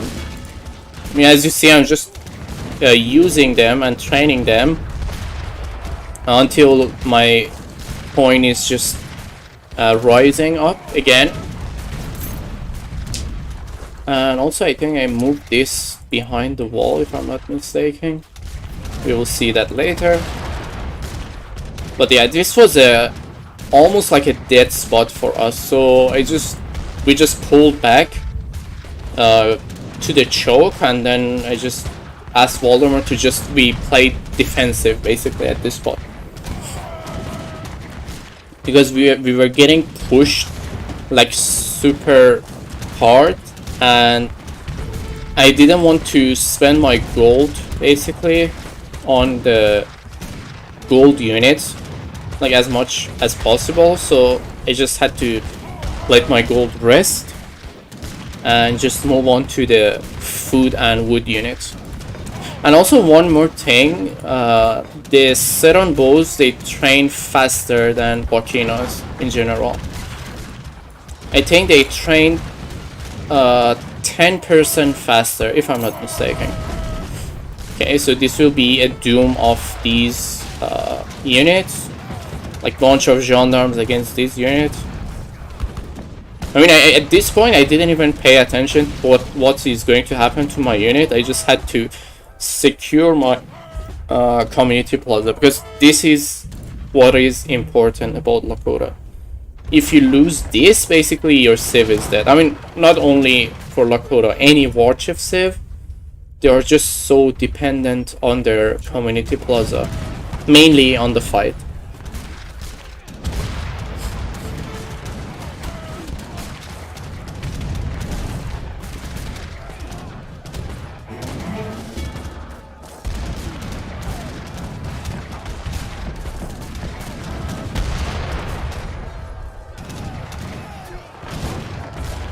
But actually, like, screw you. I mean, there was no way I could just win that game. With 5... Wait, how many of you were inside that call? 6 or 7? And then imagine 7 people just completely saying crap. Like, the whole time you were just playing. It was just so annoying. And just aside from that, I didn't have the right deck for that match. So we were playing in natives, I didn't have cheap natives, and it was versus Portuguese with British. One of the shittiest matchup for the British, just because you don't have skirmisher, and also you don't have the engineering school, and of course the stupid Portuguese range units.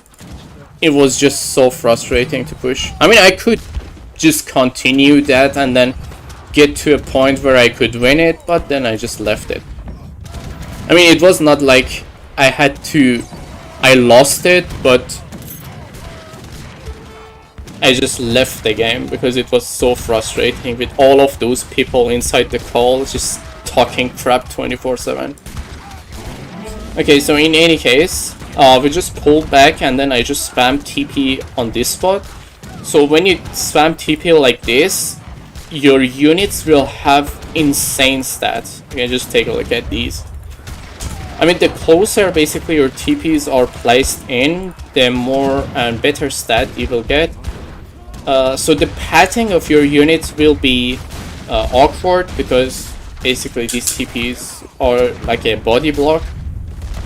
But it doesn't matter at this point, because I'm just playing defensive. I don't want to push, I just want to hold. I mean, as you can see, my gold is just going up slowly. I'm just mixing Rifle Rider with Seron bows. So, and also these native unit, because obviously they cost food and wood. So that's more than enough for me. Exactly, drain. Of course I would drain.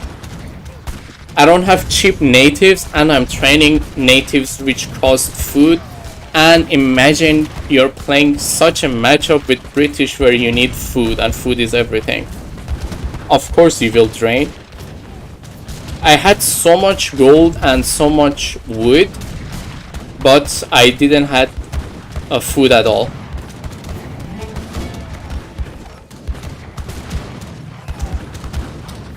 Like that's the resources that you guys gave even on that match. It was mainly, I mean, you just gave whatever you had, so it was not much food, clearly. So, in any case, fuck that. Yeah, 300k, and then if you have like 50k food with British, that's gonna change a lot, right? Actually, you know, waifu, what if we use the same matchup, you British versus, we say, Nahulbuk Portuguese? You will get 50k food, a lot of coin and wood, and we will see what you will do with 6 people inside the chat and inside the call, just talking crap the whole time. That is the main factor on that.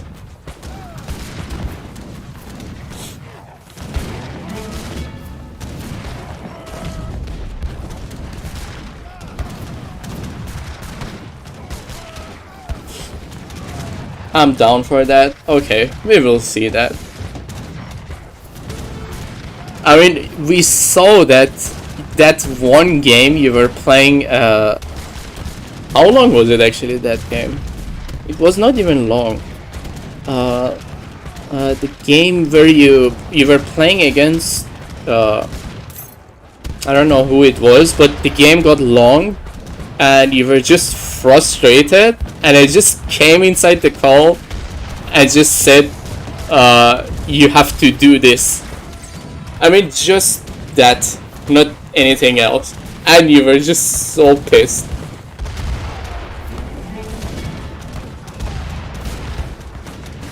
Oh, by the way, guys, the legendary meals placement inside the battlefield, this is just amazing. Come on, you cannot ignore this.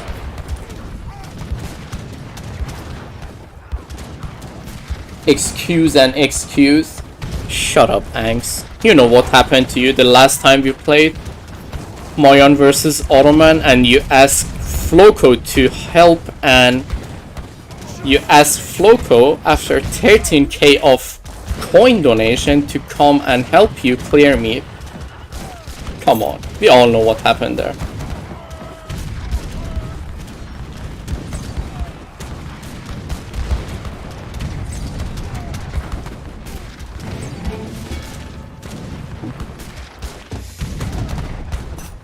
Yeah, Dramos, you're asking too much.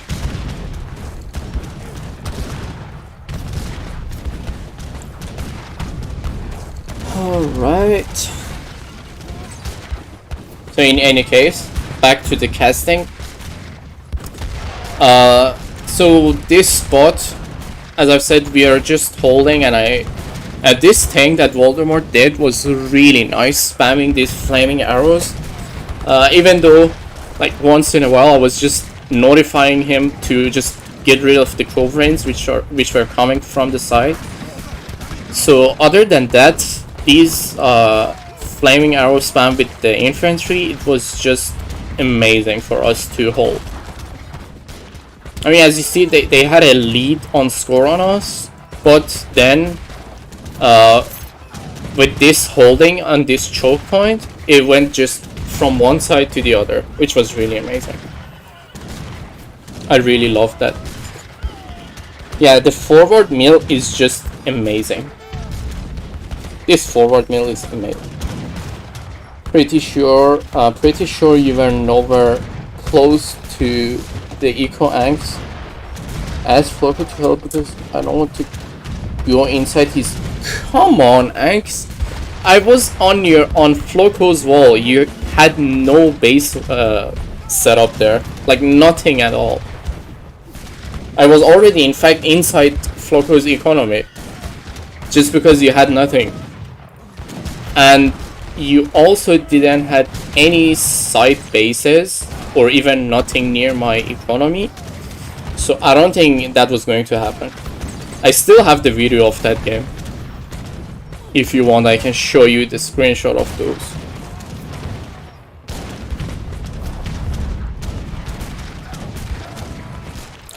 Where's the well, I mean, not anymore, waifu. Not anymore.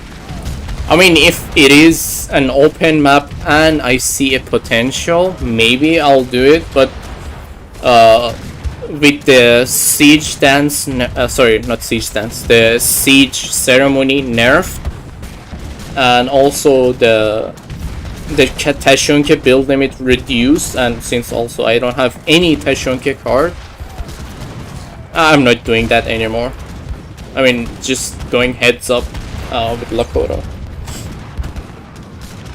I mean, of course, if this was like open map and I see like I can make a side base here or here, then maybe I would go for that, but not on a map like this, where it takes like forever until you reach to the other side of the map. Yeah, that's why I asked him to help. Oh, well, there we go. Crack side wide open. Was it? Oh. Well, still, it was some walls. To be fair, I thought, like, from here, because I only had vision up to here, I thought from here to here is just purely wall. Like, wall painting completely. I didn't expect it to be open space like this at all.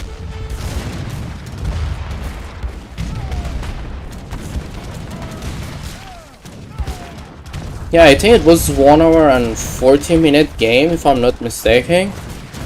But as you see, these Seron moves just help me like big time. They just help a lot.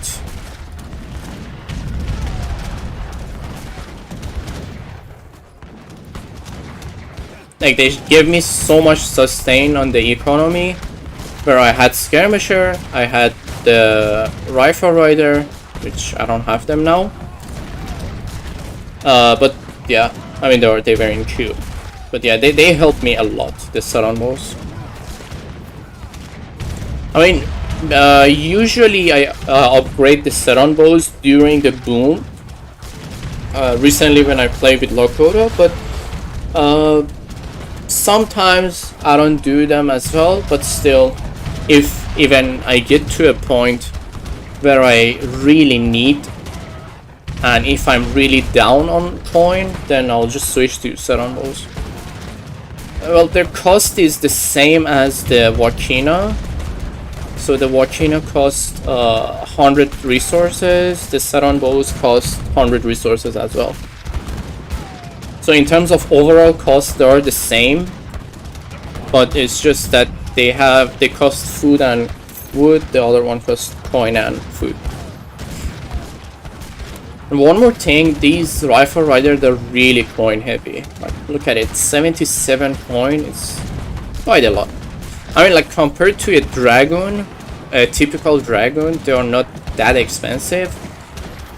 But still, I mean, for a civ like Lakota, where your coin gather rate is not even 1.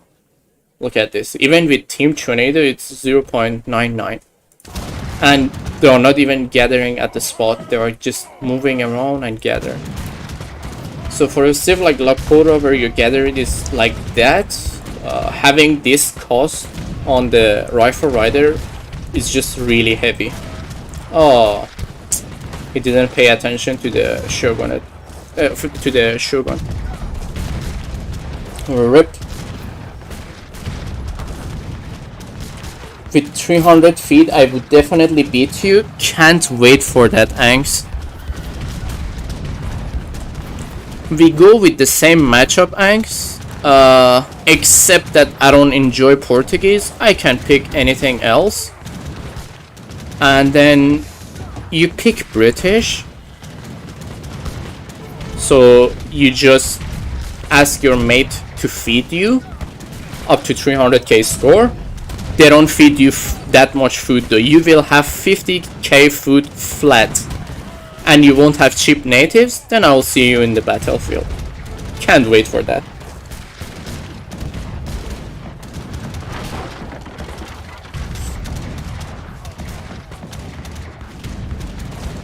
You can just fast forward this. Yeah, I can do that actually.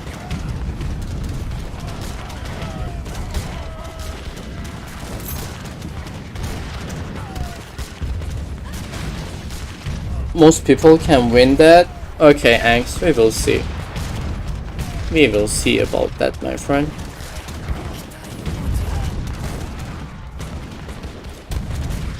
So I'm just fast forwarding because this is just a fight inside the choke. It's not much. So as you see, we're just having a really good trade. I'm just rising in coin, which is obviously amazing.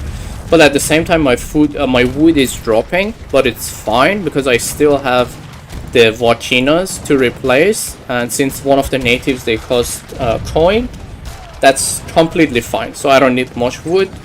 And if even I need some wood, I can still switch some villagers to wood because I have 3 wood chopping card basically. So my wood gather rate is just amazing. So I can catch up to that. But then yeah, this is the part that I said I really need to switch one of these cards to infinite coin. I guess I'll just take this out and add infinite coin. I think that will do it. Because having this is just too much. And also this one you won't be able to send it like all the time. Most of the time, since you have like Lakota and you will trade super good under the TPs, you won't be spamming these as much.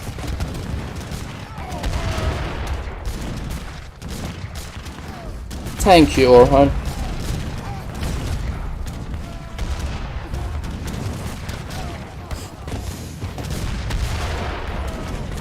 Get rid of the trickle? No, the trickle you cannot, because it's 10% boost to coin gather rate on plantation. You really need this. I mean, you can just drop the food silo and then just use something else. Because in any case, I like the way I play, I try to avoid as much as possible on using the farms. So I think it's doable. So I guess I'll just drop food silo and add infinite coin. That would be enough, I hope. Because wood is not the issue. Yeah, that is.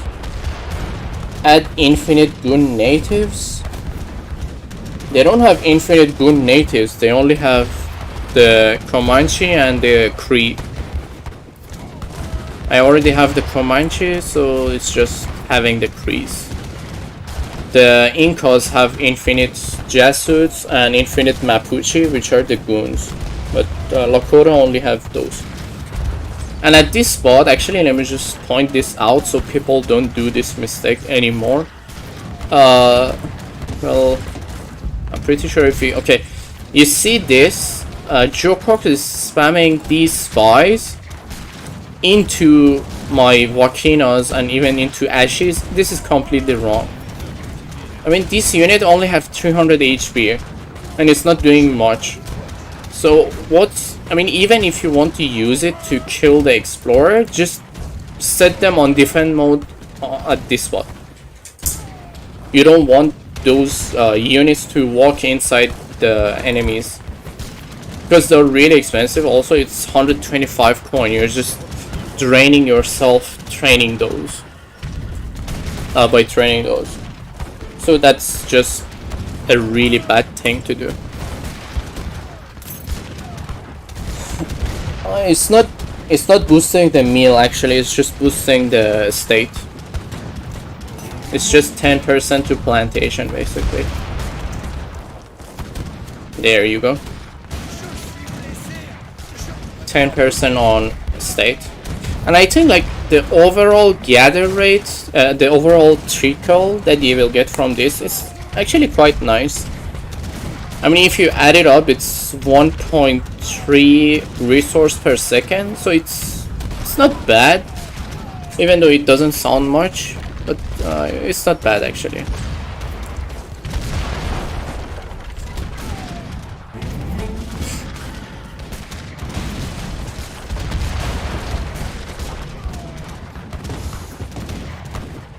No, I don't have trees. I have the Comanche.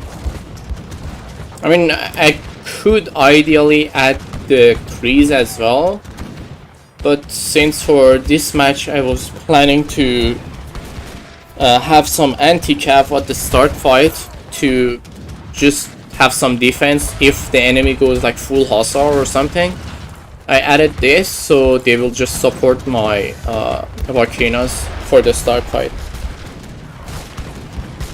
And actually one more thing I noticed, as I've said, I haven't played with Lakota in a while, so like while I was training, I just clicked on one of these by accident, and then I noticed they have 7 multiplier versus artillery. So I mean, after that you see like I'm just using the rifle riders to just snipe enemies' artillery. They're really strong on killing artillery. I mean, at the same time it's not that efficient because basically they cost so much resources, so if enemy have like this many Caroline or this many Skirm, they will die. But I mean, let's say when your explorer is dead, you can just use that for an alternative. Oh my god, I cannot even speak at this point. But yeah, they're really amazing. Just look at this. So it's 60, let's say average 75 times 7. Let me do some calculation. Okay, so 75 times 7, so it's 525 damage to artillery. That's a lot actually. Yeah, rifle rider are really nice against Sweden, or against basically any civ that use heavy infantry like often. Like what can I mention? Well, Sweden is one of those. British. Against Portuguese, I wouldn't really suggest rifle riders because they get countered by Goon and Cazador, so not ideal. Against French, it could be really good, but make sure to keep them under the TP or at the safe place at least, so they won't get a shot from the Skirms, because they don't have range resistant, they have melee resistant, as you can see. So, but overall, if you manage to keep them alive, they will do so much just because of their rate of fire. So basically, each shot that they take is just, okay, let's say if Volcano shoot once at one time, the rifle rider can shoot twice at the same time. So Volcano's reload is basically 3 seconds, while the rifle rider is 1.5 seconds. So that's really fast. Really love them. You can also actually use the what was it called? The, oh my god, I forgot the name, and I cannot open up the units. The bull rider, sorry. Yeah, finally remember. The bull riders are also nice. They also have 1.5 fire rate, but they're really food heavy. Their fire rate, sorry, their multiplier versus artillery is lesser, and also they don't have multiplier versus heavy infantry. Actually, so I would say in general, bow rider are more efficient on killing cavalry, but rifle rider are just more efficient on killing enemies' units. That's how I can put it. Because with this unit, you can kill artillery, you can kill heavy infantry, and you can kill cavalry. Sorry, heavy cavalry, not cavalry in general. Yeah, heavy cavalry. And that's why I would say it is better. Yeah, exactly. And also the other thing I forgot to mention, the okay, you see how fast they can kill one artillery piece? It's just amazing. I mean, now they got shredded by Carolines, but before that they were just melting. But one more thing I wanted to mention was the bow riders also. They have 0.3 melee resistance, so it's just the same as the rifle rider. So it's not like they have range resistance as well, which is bad. I don't think actually Lakota has any unit that has range resistance. Maybe the Axe, oh actually the Axe Rider and Teshunki, they have range resistance. Axe Rider is 0.2 range resistant and Teshunki is 0.1. And the Explorer also is 0.3. Okay. So yeah, except for the melee cav, they don't have any range unit. And also, sorry, well, let's not forget about the skirm. I mean, these are typical skirm, so they should and must have range resistance. Here comes forward plantation. Yeah, it's we have another forward mill as well here.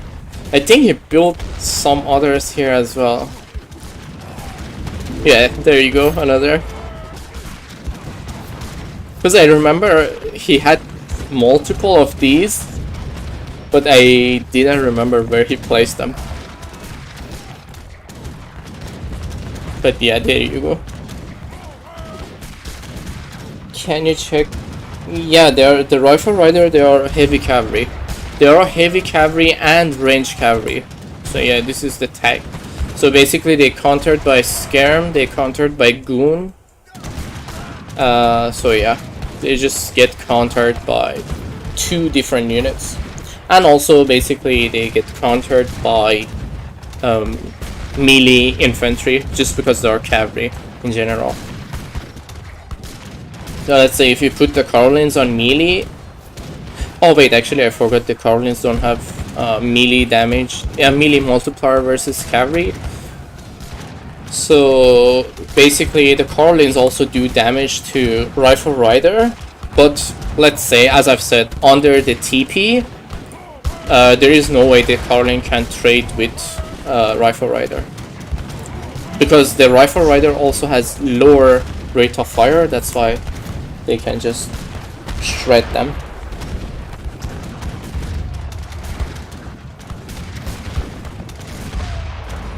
No, rifle rider, they are heavy cavalry, actually, yeah.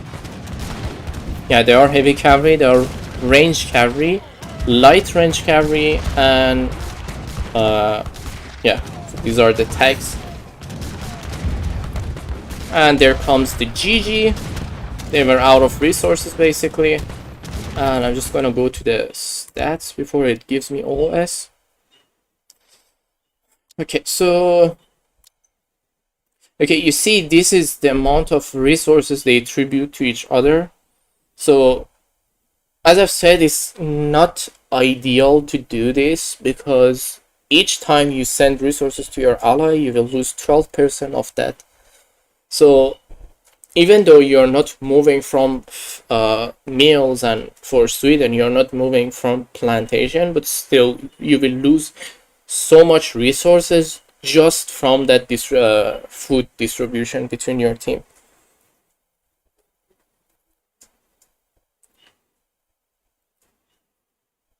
Actually, waifu, they trade good if they are out of the TP, but without the TPs, the Carolines win in terms of the. Let's say if they are same number and same population, the Carolines win.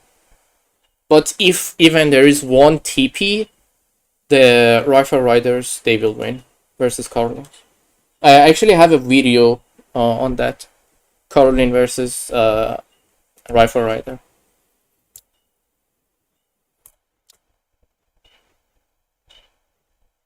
Okay.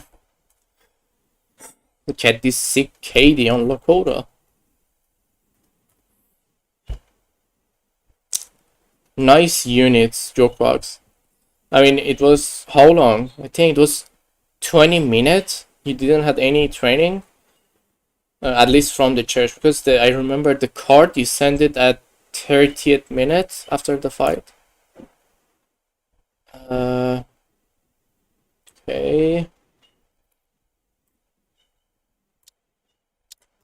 Actually, this is the. I wanted to show you the villager as well. So yeah, Payhod deleted villager at 46. So I mean, I would say this is the main reason they didn't get pushed at that time, because as you saw, like Jokox couldn't keep up with the fight just because he didn't have the trainings for it. When do you even? Yeah, I mean that was just I said like general comparison, but yeah, I mean ideally even if there is one TP, the Rifle Rider, they trade good against Carolines. So yeah.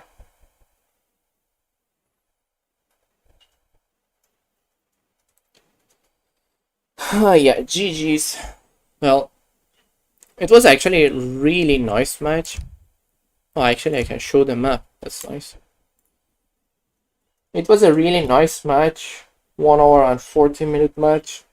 So I really enjoyed actually playing on this match, even though, as I've said, a map like this is not a map that I enjoy playing, but I don't mind playing in it as well. I prefer to have an open map, just so I can do more maneuver over the map rather than just forcing myself on a heads-up fight. But yeah, it was a really nice match actually. I really enjoyed this match.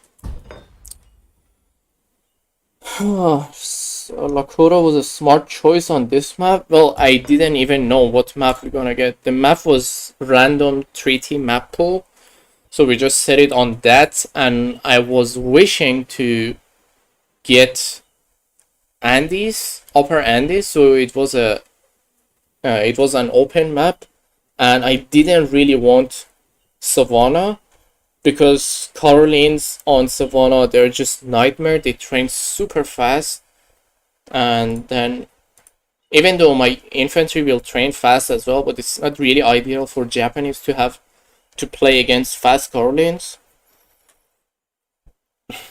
But yeah, I mean, I like having Atlas was just least of my expectation.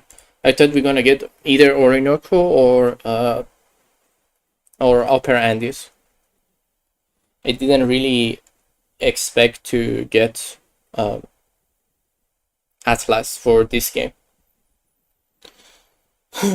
Lakota is good at holding choke. Well, yeah, but I have to admit, let's say if this choke was a bit wider, I would have enjoyed my time better. So I could just maneuver better with my war chief. Because at some point these flanks were closed, so I couldn't even get to enemy's artillery. And basically, if you play with Lakota on a choke, and then enemy just spam artillery on you, you cannot do anything because you won't be able to reach to their artillery.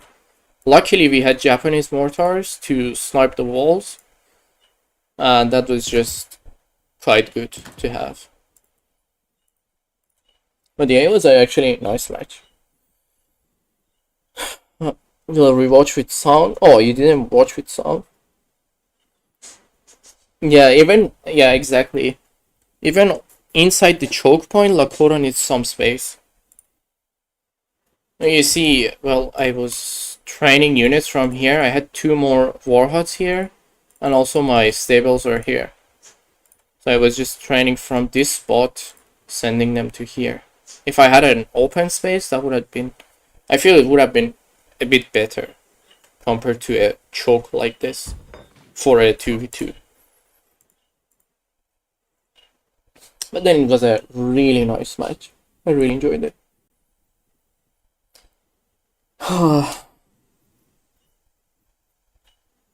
Yeah, you don't pick the map, as Waifu said. Well, GG's. But I still feel you and Voldemort should have done 1v1. Well, as I've said, I just wanted to make sure Voldemort doesn't do any sort of mistake during his fight. Because, like, during this fight, I was just like, if I see anything wrong with his unit composition, I just keep asking him to switch his units. So as I've said, it was easier for me to track his mistake at this spot rather than just switching to here, see, okay, what is wrong. Because if he's here and if, let's say, I mean, by any chance, if he does a mistake on like slow pushing or not pushing or making a wrong unit composition, I won't even notice. I have to just check here, tell him, and then go back to my spot. And let's say if he do any sort of mistake on that spot, I can get doubled by Jokebox. So by doing 2v2 like this, it was much easier for me to just concentrate on my fight and also tell him what he needs to do. Thank you, Stu. Thank you. Look how neat we built our base. Yeah. Our base was actually really... I mean, I think they didn't even get to make any sort of siege on this wall because this spot was just TP spam by the time where they were pushing at this point. But then Voldemort didn't even close these walls. As you can see, these walls are open, so if they... I guess if they made a right click on the Explorer from here to here, they could just... I'm pretty sure the Explorer could find the path through these holes and these all unbuilt walls to just make a way inside our economy. Don't do that again, Voldemort.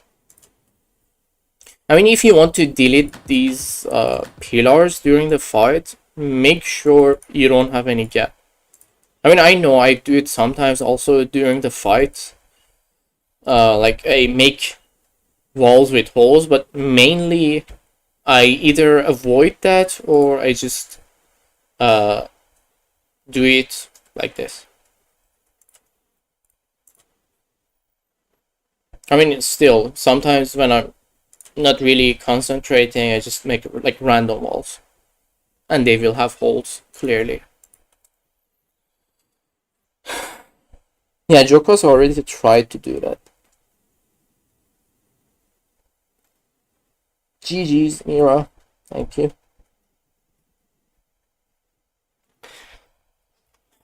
But in any case, well, I hope you guys enjoyed the games and had fun. So make sure to hit the like and subscribe if you're new to the channel.